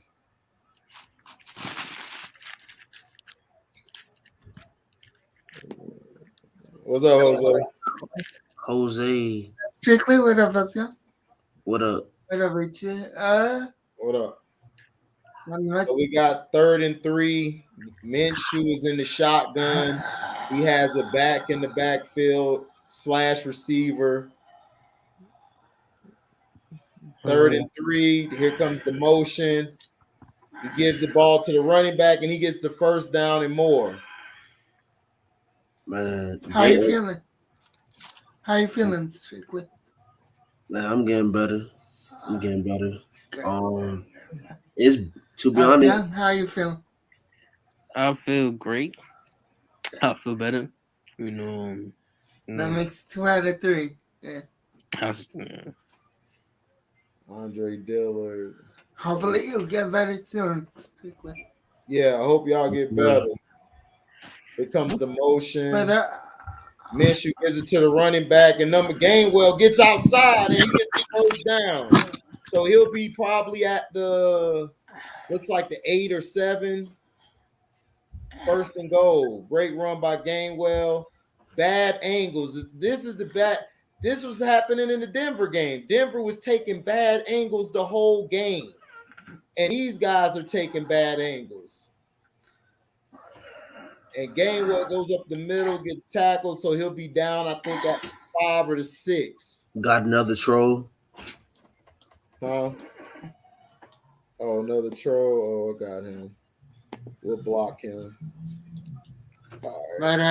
But anyway, I just came through to say I'll be going live tomorrow for Sunday Night Football. I was gonna go live today, but I got caught up in Kwame shit, and I saw you were live, so I didn't want to. Bless you. I didn't want to go live while you're live, so I'll just do it tomorrow. Okay. All right. So, y'all, if y'all want to come through, you can come through, and with that, I know. Peace. All right. Be safe. Later. Big tackle here. So now we have 3rd and goal. And here we go there in the shotgun. We have a motion again. Shovel pass up the middle. Touchdown, Eagles. Eagles get on the board. Remember, if the Eagles win tonight, they get the 6th seed. What did they lose, though? They'll get the 7th seed. Okay. Or it depends. If the Saints win, and if the Saints win, and they'll get the And the 7. Cardinals The Eagles lose. go to the 6. Yeah. I see Daryl Clark repping. But yeah, I'm out. See y'all tomorrow. All right. See you, Jose. All right, Jose. Field goal good. So that's what I'm talking about. This is Dallas' problem is bad angles. Guys aren't getting off blocks. They're catching blocks. And now the Eagles score first. Bad tackling. And this has been the problem for the NFL season. Guys aren't pressing receivers anymore. They're just letting receivers get off the line with a 4 or 5 yard head start. If you're going against a guy who can run routes, he's going to get the ball on you every time. You got to turn that music off. T, turn the music off. You about to get us struck. My bad. That shit happened so quick. My bad. My bad. What's cracking? Chilling. Watching Cowboys and Eagles game. Play by playing it. Man, nice. They up 7-0. AT, what's that West Side Gun? Yes, sir. That one that Freddie Gibbs on there? No, that was on Stove God. That was God's Stove Tops. God Stove Top. Yeah. Stove Top stuffing in this one. Yeah. Hey, that motherfucker nice, man. I don't give a damn. Oh, that's yeah. Yeah. Because he be breaking it down like motherfucking selling dope is like he was a professor or something, dog. Nigga. He break that bitch down perfect. The nigga's name is Stove God Cooks, nigga. Well, whatever. I call the nigga God Tops, nigga. That's his name to me. Because he be on top of shit. Man, I'm just trying. That nigga that gonna break everything down about the cook game, nigga. Right. All of it. Yeah, I was outside washing the car. I'm looking at him like, I swear, man. Like I was saying, powder. Right. No, AZ. Hey, bro, be honest with you, these rappers be having these crazy names. Yeah, that nigga. Like, listen, when I first heard him, I'm like, this nigga's gotta be whack, right? Yeah. I thought he was gonna be whack until I heard him. I'm like, what's this nigga name? Stove God Cooks. That sounds like a whack ass rapper. Yeah. Hell yeah. Hell yeah. Like that, yeah, it's just one of them names. Like when you hear it, it's like, oh, you know, this nigga gonna be extra whack. That nigga trash, yo. You that nigga. Then you hear it. I heard his whole album. I ain't stopped bumping it yet. Yeah, dad. Yeah. Like the shit he got with Mano, that shit is raw. You know what I'm saying? Like, nigga. Yeah, dad. The Eagles basically started the season off horribly, and they all of a sudden just went on a win streak, and they got into the playoffs late. Like I told everybody they would, but nobody believed me. What up, Mo Black? The Eagles have made the playoffs? Yeah, they in the playoffs. I'm not shocked about it because every time I am. Because at the end of the season, Eagles, they always be in the wild card. Oh shit. Yeah, they do. The Eagles always close at the end. What up, Mo Black? Yeah, let's go Birds, man. Y'all need to beat the Cowboys real quick. I never see, and that's what I'm saying. I never saw more than one team getting out the East, and I thought it was going to be Dallas alone. You know what I'm saying? No, I kept telling people I didn't think it was going to be Dallas early on until I saw their schedule. Then I was like, yeah, they're going to make it. They gave them an easy schedule. And then I saw the Eagles. I saw how the Eagles were playing even when they lost. I was like, this team is actually good if they coach turn around the play calling. They'll be fine. Mm-hmm. Yo, I guess, Jalen Hurts has been the one to surprise everybody, though, because the times I've seen him play, he's been the one balling. Hurts been balling, dog. I ain't going to lie. Yeah, but like this game, I mean, it's not easy because Eagles always, when they have a rivalry, the Cowboys, Eagles always beat the Cowboys. Yeah, they do. They always either split or they sweep them, Yeah. or they get swept. It depends on the year. Like their shit is crazy. Like they really don't like each other. Eagles and Cowboys do not like each other. That was one of the good rivalries, great rivalries. Yeah, that's one of them old them East rivalries and shit. You know what I'm saying? What's up, man? Yes. What's up, Markel? What up? Chilling, What up, man. though? Watching the Cowboys and the Eagles. I'm still upset with the damn Broncos. They were just letting the receivers get open. First down. Yeah, First man. down. I watched the last little bit of that. Yeah, at the end, they Melvin Gordon dumbass fumbled the damn ball, and then the Chiefs got it and scored a touchdown, and that's the only way they won. All he had to do was hang on to the ball. Right. Ooh, great catch by Wilson. That was a good throw and catch by Wilson and a good throw by Dak. They're in the single back. He throws it out to CD. CD gets up front, gets the first down and more. And this is the thing about the Cowboys. CD Lamb, like you want to try to get him the ball quick. You don't want to let him try to run a route because he's not a great route runner. He's mainly like get the ball. He's like a Deebo Samuel type of receiver. He gets the ball in his hands. He's going to kill you. He's going to juke you out and get upfield on you. Amari Cooper is probably their best route runner. Schultz is their best guy to attack the middle. It looks like Zeke or Pollard got the ball. They got knocked down. That looked like Zeke fat ass. He barely run with his fat. He was running slow. Yeah, that was Zeke because it was real slow. I thought time got rewind for a minute. How far you see the Cowboys going in the playoffs? In the playoffs, it depends on who they play first round. They could win one game and be out the second round. They could win. You don't think they could beat Green Bay? Do I think they could beat Green Bay? I don't know. Aaron Rodgers just has their number. I don't know. But this defense, I don't know. It depends on their team. It depends on how the defense show up. If the defense shows up and put pressure on Rodgers, then yeah, they could win. Dallas could go all the way, but I just don't trust their offensive coordinator, and I don't trust the play calling. The running game to me is average, if not below.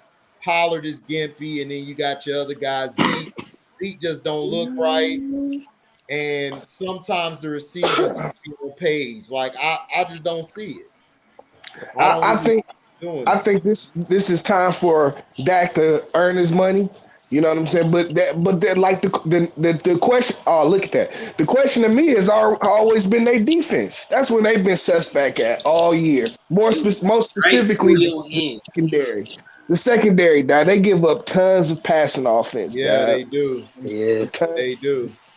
What outside of Diggs, like their secondary is like non-existent. Yeah. What about Vander Edge? Good throw and catch. What'd you say on Strictly? What about Vander Edge? Vander Edge is a bum. All them white boy linebackers Dallas get be trash. They don't get the good white boys. They get Sean Lee was straight. Man, Sean Lee get hit one good time. That motherfucker, my damn neck broke. Oh, he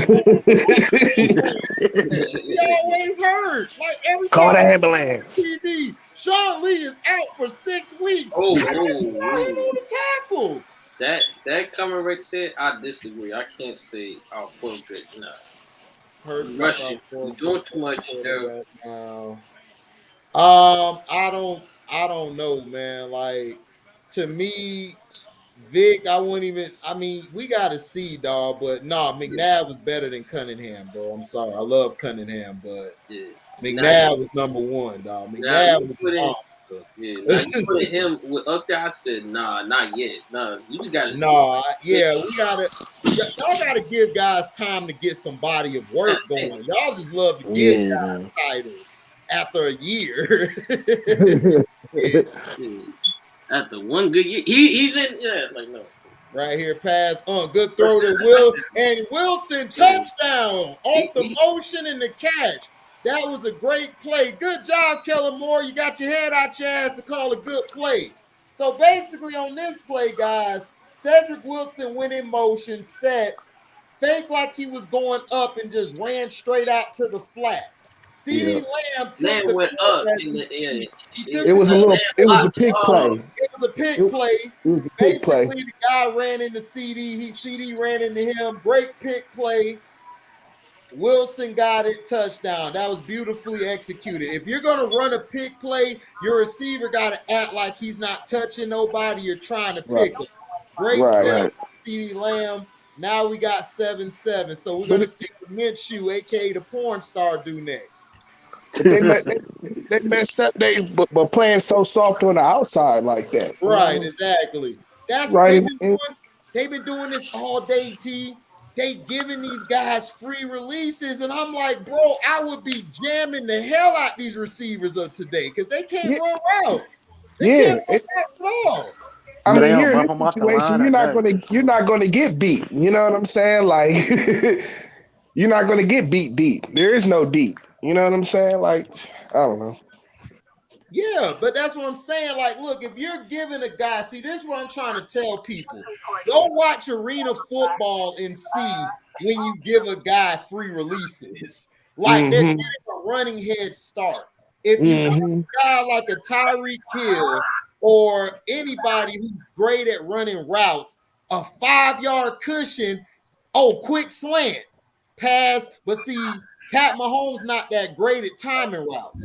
So he really's not going to kill you like that. But then if you got a good quarterback who's in sync like Tom Brady with his receiver, he's going to get that every time. Like, easy.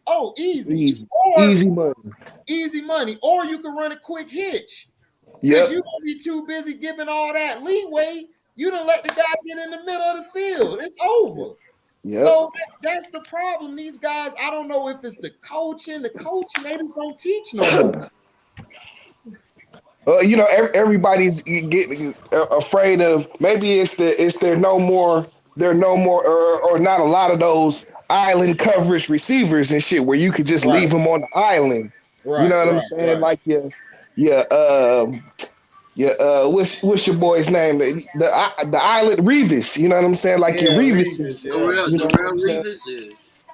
You know, like that used to get that. You know what I'm saying? Revis, he'll jam you. You ain't about to burn Revis. You know what I'm saying? But everybody's afraid of losing to the big play. That's why you see a lot of soft coverage. I'm sure. You know what I'm saying? But even still, just situationally. You know what I'm saying? Like shit. Like if you don't let receivers, like certain receivers, just run wild through the zone. You know what I'm saying? Like you gonna get towed up. These dudes is fast, dog. What up, still the king? Rakim the Great. I think the Cowgirls defense and receivers will let them down in the playoffs. Cooper and Lamb are overrated, and if there doesn't get a turnover, they'll be in trouble. I agree with that. What up, still the king? Story of the playoffs. Brady gonna lead the Bucs to the Super Bowl with the receivers we have never heard of. Get ready. I agree, but I don't know. It's gonna be tough. Now we got the scrubs in, easy work. All right, still the king. They ain't looking like no scrubs right now. This a rivalry game. Don't play that now. This a rivalry game, dog. This ain't, dude. Patrick Mahomes like earlier. Disrespectful. Oh yeah, you saw him do the little flat wings. See this is what I love about football. They allowed to talk shit. You can't do that in the NBA. Nope. No, it's gonna be attacked. They don't even be wanting to talk shit in the NBA. Right. Ooh, sack. Blitz. That was a nice little blitz, and then a sack. Minshew, I think, is back at the line of scrimmage. He said, so Hurts is hurt? No, Hurts has that on protocol. Oh, man. He got an ankle injury, too. What's up, Scrub? What up, peeps? Teams you hate Scrub. What up, Scrub? Who you got, Scrub? The two teams you hate most. It don't even matter. That's the crazy thing. Minshew do matter, to run because outside, you're not gonna. and he's pushed out of bounds. Another no game play. What the hell is the Eagles coach doing? Scrub, that doesn't answer the question. That's What the you gonna do, Scrub? Roof is just run it. You never run it outside of the damn Cowboys defense. They have speed. Run it up the middle. You dumbass coach. Go ahead, Eshon, what you were saying? I said definitely, yeah. What you said, Strictly? No, I was saying on Scrub, that doesn't answer the question. Which Do one it do you really matter though?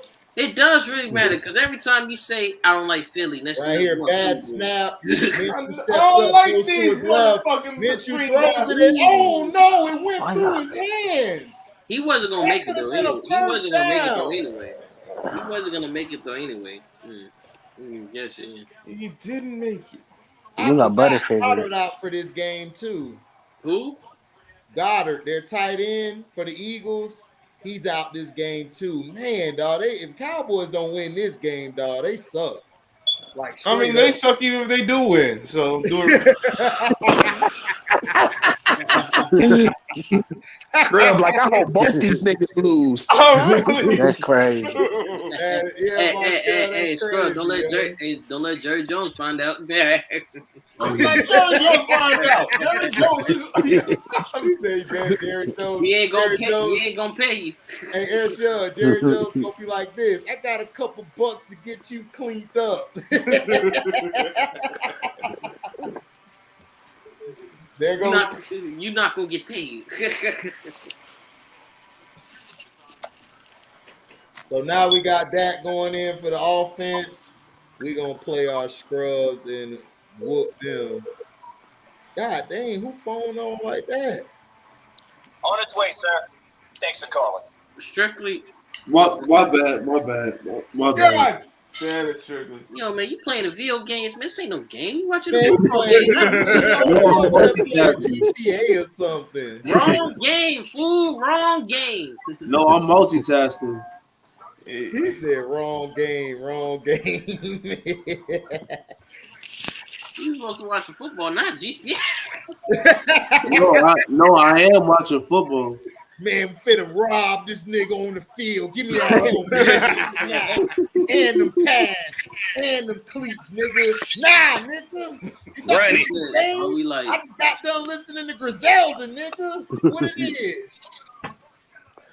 Boop, boop, boop, boop, boop. Start singing like Eddie LaFleur on it. Baby, come home to me. You are that special time. I'm so finna change around my neck, bitch's ass with my neck at. Where your neck at? Bro, that shit still is funny every time I play it, dog, because it's clean how she come in. She like, where your neck at, nigga? It's a rivalry. You know, Street gonna play. It's a rivalry. Give me all that. And I want a cheeseburger. Give me Not the cheeseburger. Give me the extra cheese.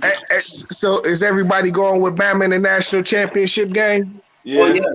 I mean, it's Bama obvious. win, They but always win. They always win every year. Shit. I got a feeling that Georgia might be winning. Then somebody, Bama, gonna put their backup quarterback in like always to win.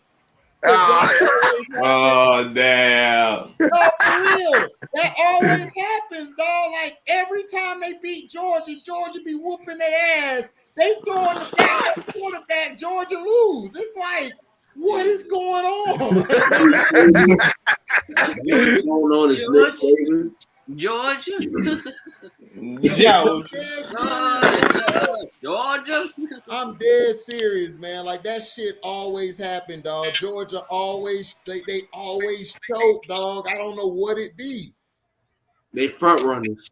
No. Yeah, like when they beat Michigan, that was luck because everybody picked Michigan. That's the only reason.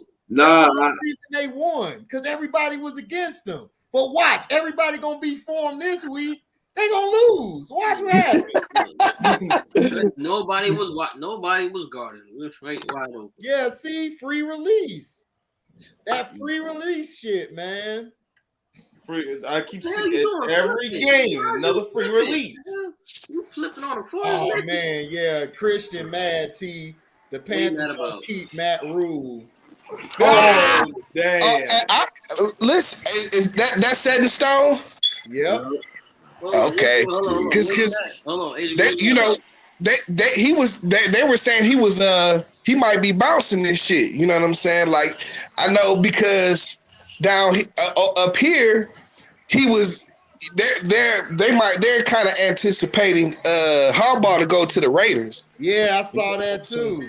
I can see him going to the Raiders. Yeah. Yeah, and so like he was on that Matt Rule was on that what if list. If he wouldn't have failed, that would have been an NR. No, why is he mad? Shit. Oh, Christian mad because Matt Rule is staying with the Panthers. Like they're not gonna You know, Matt, I can't spell my name right, Rule. Well, yeah. No, it's Arhul, nigga. Arhul. That's his name. Where did he come from in college? Because I guess he got some Baylor. Baylor. Didn't he come from Baylor? Yeah. Baylor. He's got some credentials in college and shit. I didn't even know. Yeah, he does. He's Solid a in good college. college coach, but that shit don't work up here. Yeah.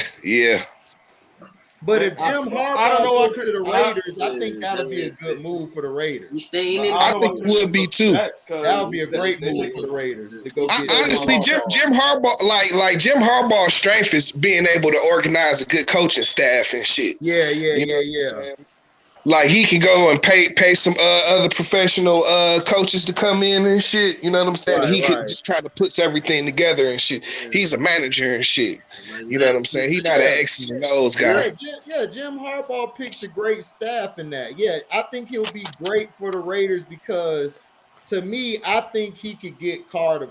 He could manage the game like how Gruden was with Carr before Carr went off the rails. But off the rails, like this year, the Raiders have been winning games down the stretch. Like for some reason, with their tight end Waller, when Waller doesn't play, this is a crazy fact. Derek Carr basically plays like a lot better. Like he moves the ball around. For some reason, when Waller is hurt, he plays better. See, look at He locking into one guy. That's not good, man. Yeah. It was about to be a fight on the field because Dak was thrown down. The Dallas offensive line is like, look here, B.I.H., you tripping. That's my quarterback in the T.O. boys. That's my quarterback. That's my quarterback. And he led see, that's what I'm talking about. That's a leader. They like Dak. Tony Romo would have still been on the turf. They would walk past his ass, leave his ass down there. He'll think about that's a fact. He'll still be. In fact, one of his guys would have probably kicked him while he was on the turf. Yeah, one of these guys would have stepped on his hand. They'd have been like, "Oh, my bad, Romo. I ain't see the hand." Like he'll still be on the floor. Then be looking up and see Jessica Simpson. Oh, here you go. He like, don't hit my quarterback, B.I.H. He pushed another person. Oh, he pushed the dude back. B.I.H. was like, hold up, I'm about to fall. I got your fat ass. Okay. Boy, hey, that's a lot of weight going back. The guy had to come and say, I got you, dog. You gonna fall. You too heavy to pick up. It's cold out here. Don't even get on the ground, dog. You too heavy, bro. No. For real, like who gonna pick that man up? That nigga fucking with me, he gonna stay there and shit now until he get the motivation to get up.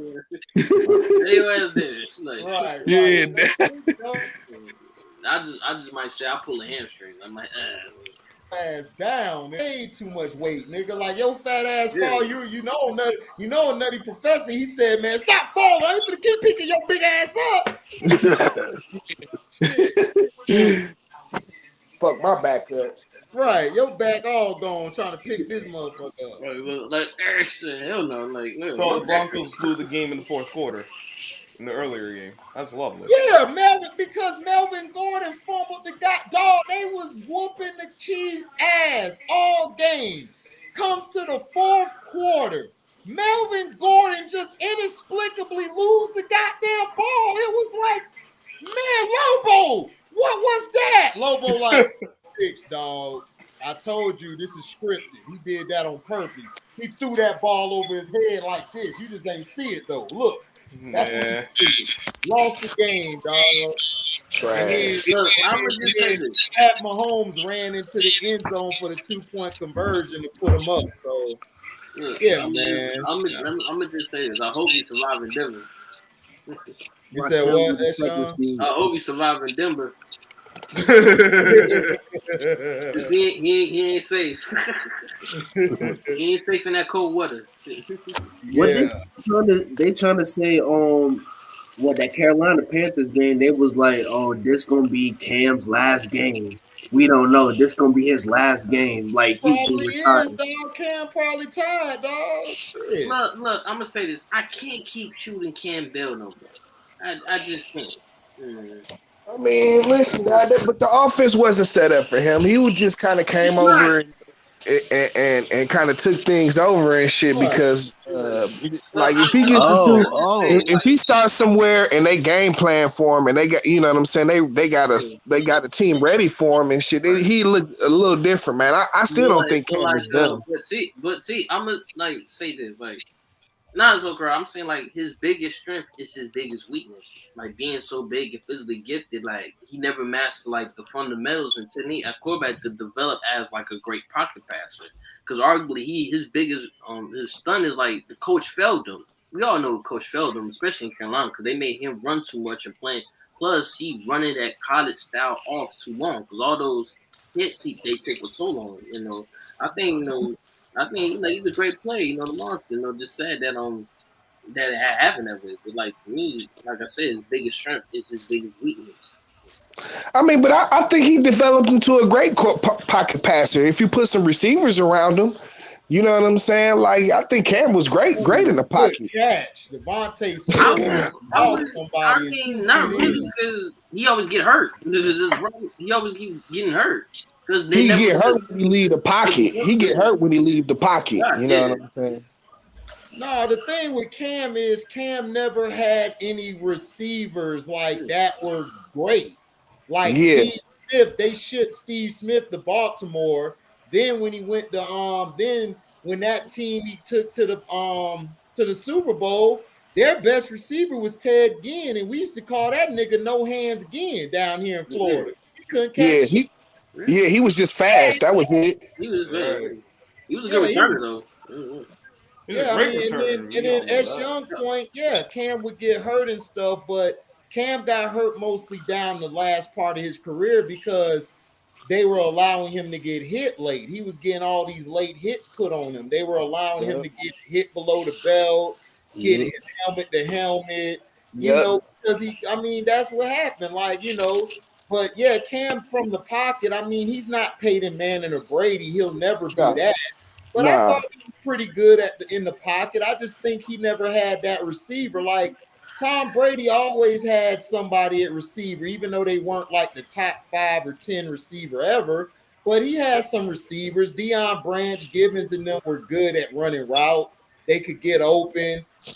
Cam never had that. Cam had a bunch of like 3rd or 4th option guys. He never had that one. Kelvin Benjamin was supposed to be that guy, but his mom died, or his grandma died. Somebody died he was close to, and he was never the same. He ate himself out the league. So that's what I'm saying. He never had really that guy. Like if he had that guy, then shoot, he'll be straight. But he done took so many hits now. I mean, I think he's done now as far as mentally. I don't think physically he's done. I just think mentally, I don't think he's all the way there now. He took so many hits, and the league treating him like shit too. Yeah, like them that for that one period, that 1 year, that was like right after the Super Bowl too. Like that next year, dog, like they was letting his ass get towed up. Dog. It was ridiculous. It was like, bro, dirty that year. Dog, they was doing him so dirty that year, dog. I mean, he was getting hit right up under the chin strap, dog, with the helmet, dog, the whole nine. Everything that the NFL said, hey, we're not going to allow this anymore, dog, they was just letting him get away with it. It was crazy. Yeah, we ain't gonna allow anyone. We ain't gonna allow this unless you Cam Newton. We ain't gonna let him take these shits up.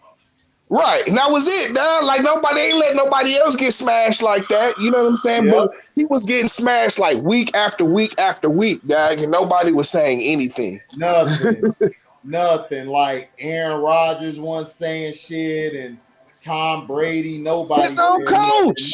His own coach. His own coach didn't even come to his defense. It's like crazy. Crazy, dog. Like they treated Cam like crap. That's what I'm saying. But if it was Tom Brady and Aaron Rodgers, they gonna be like, oh, that's a 100-yard penalty. Can't do that. They gonna throw a nigga in jail for hitting Tom Brady like that. Hell yeah. They gonna throw him in jail, give him some points, and give him back the ball. Yep. Hey, speaking of, here goes Sharon with that Allstate. Here you go. State Farm, whatever that bullshit is. Oh, State Farm? Yep. Well, yeah. You know he the State Farm guy. Him and Pat Mahomes. Him and Patty hold the mayonnaise? Yeah. Pretty much. Probably swallow that bitch, allegedly. Y'all please get off my quarterback, man. Your quarterback? Who your quarterback? Man. Aaron Rodgers. Oh, my toe. I ain't doing that. You got to toe it. You talking about toe jam over there? My toe. HD, my toe. I can't play. You see my toe? You got toe and shit. Now, I'm trying to figure out how come people wasn't talking about how Patricia and Travis Kelce was at the fucking Cincinnati and Alabama game, knowing that they had a game that freaking Sunday. Well, you know why they didn't say nothing. That's Patrick Mahomes, the new face, dog. He the new face of the league, man. He for the younger generation, the kids and all that. He could do whatever he want, dog. And he the right skin tone. Right. Oh, you dirty fool. And you don't even like his daddy. His daddy dark skin. Damn.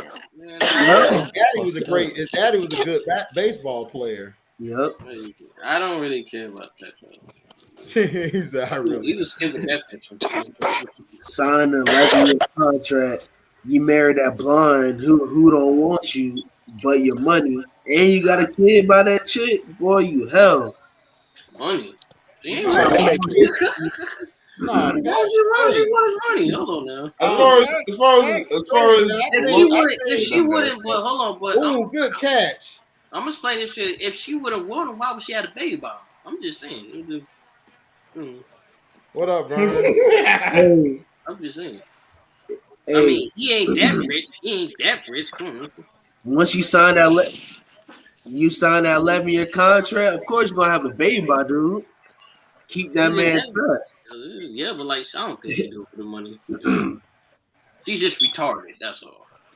Oh yeah, Rakim the Great. That Nas album gets better and better each time I listen to it. You are absolutely that right. Mother's That fire, shit man. so It's fire. That's so really I first heard it when T told me about it. When I first heard it, I said, "No, that's 5 mics." I'm sorry. Man. That's and I love the beats on there, man. The beat selection is awesome. I know the beats is vicious. That's some Billy behavior. If I'm not top 3 in the GOAT conversation, that's behavior. Yeah. Hey T, man, that Hollywood song grew on me, man. Listen, I have like a new different favorite song like every week and shit. Yeah. Like for real.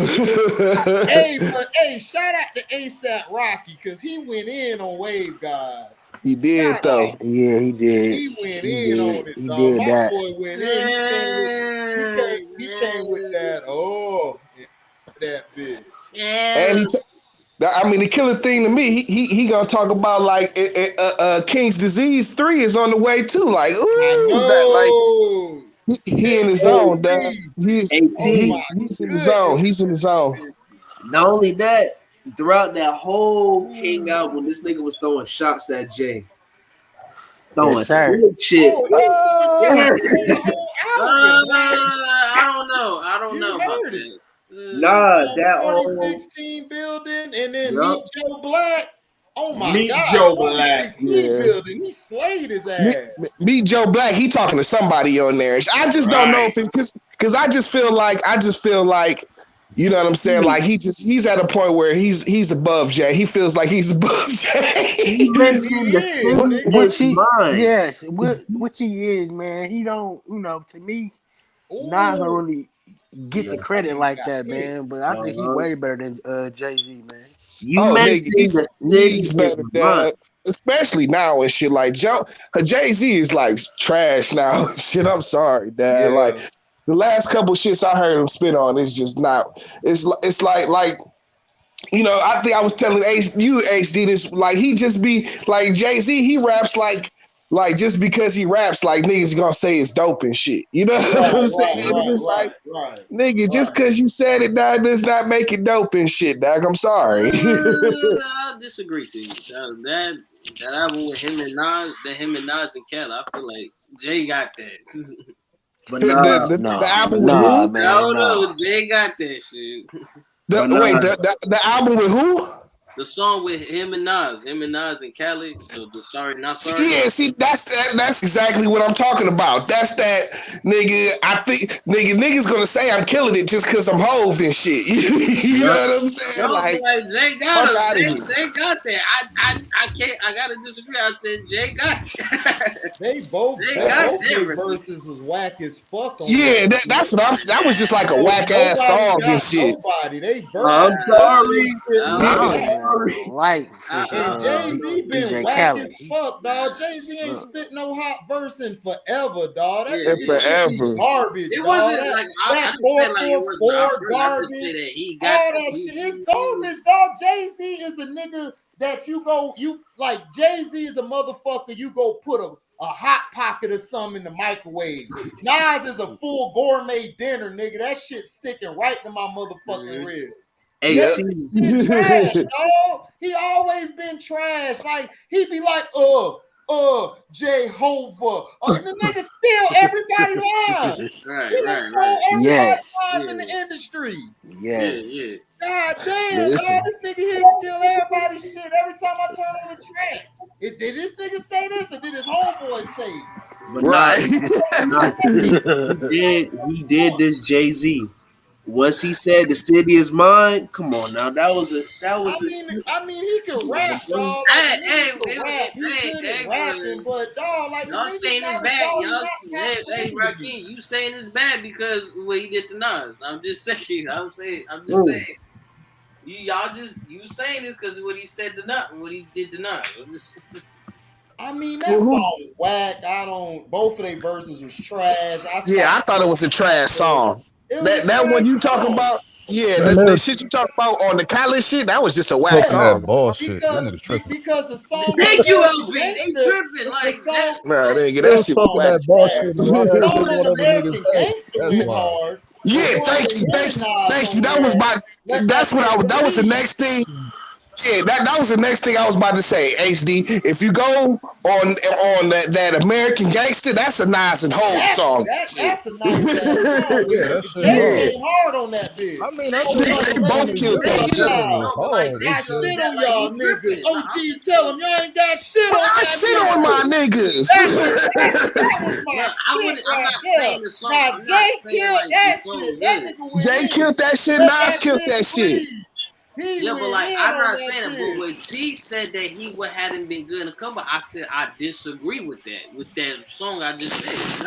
I'm not saying the song was that was lyric. I gotta disagree with balls. It's just the songs that Jay been on there. Jay got that, Rick. Jay got it with that. I'm just saying both of their verses was whack, so to me it's incomplete. How? How? I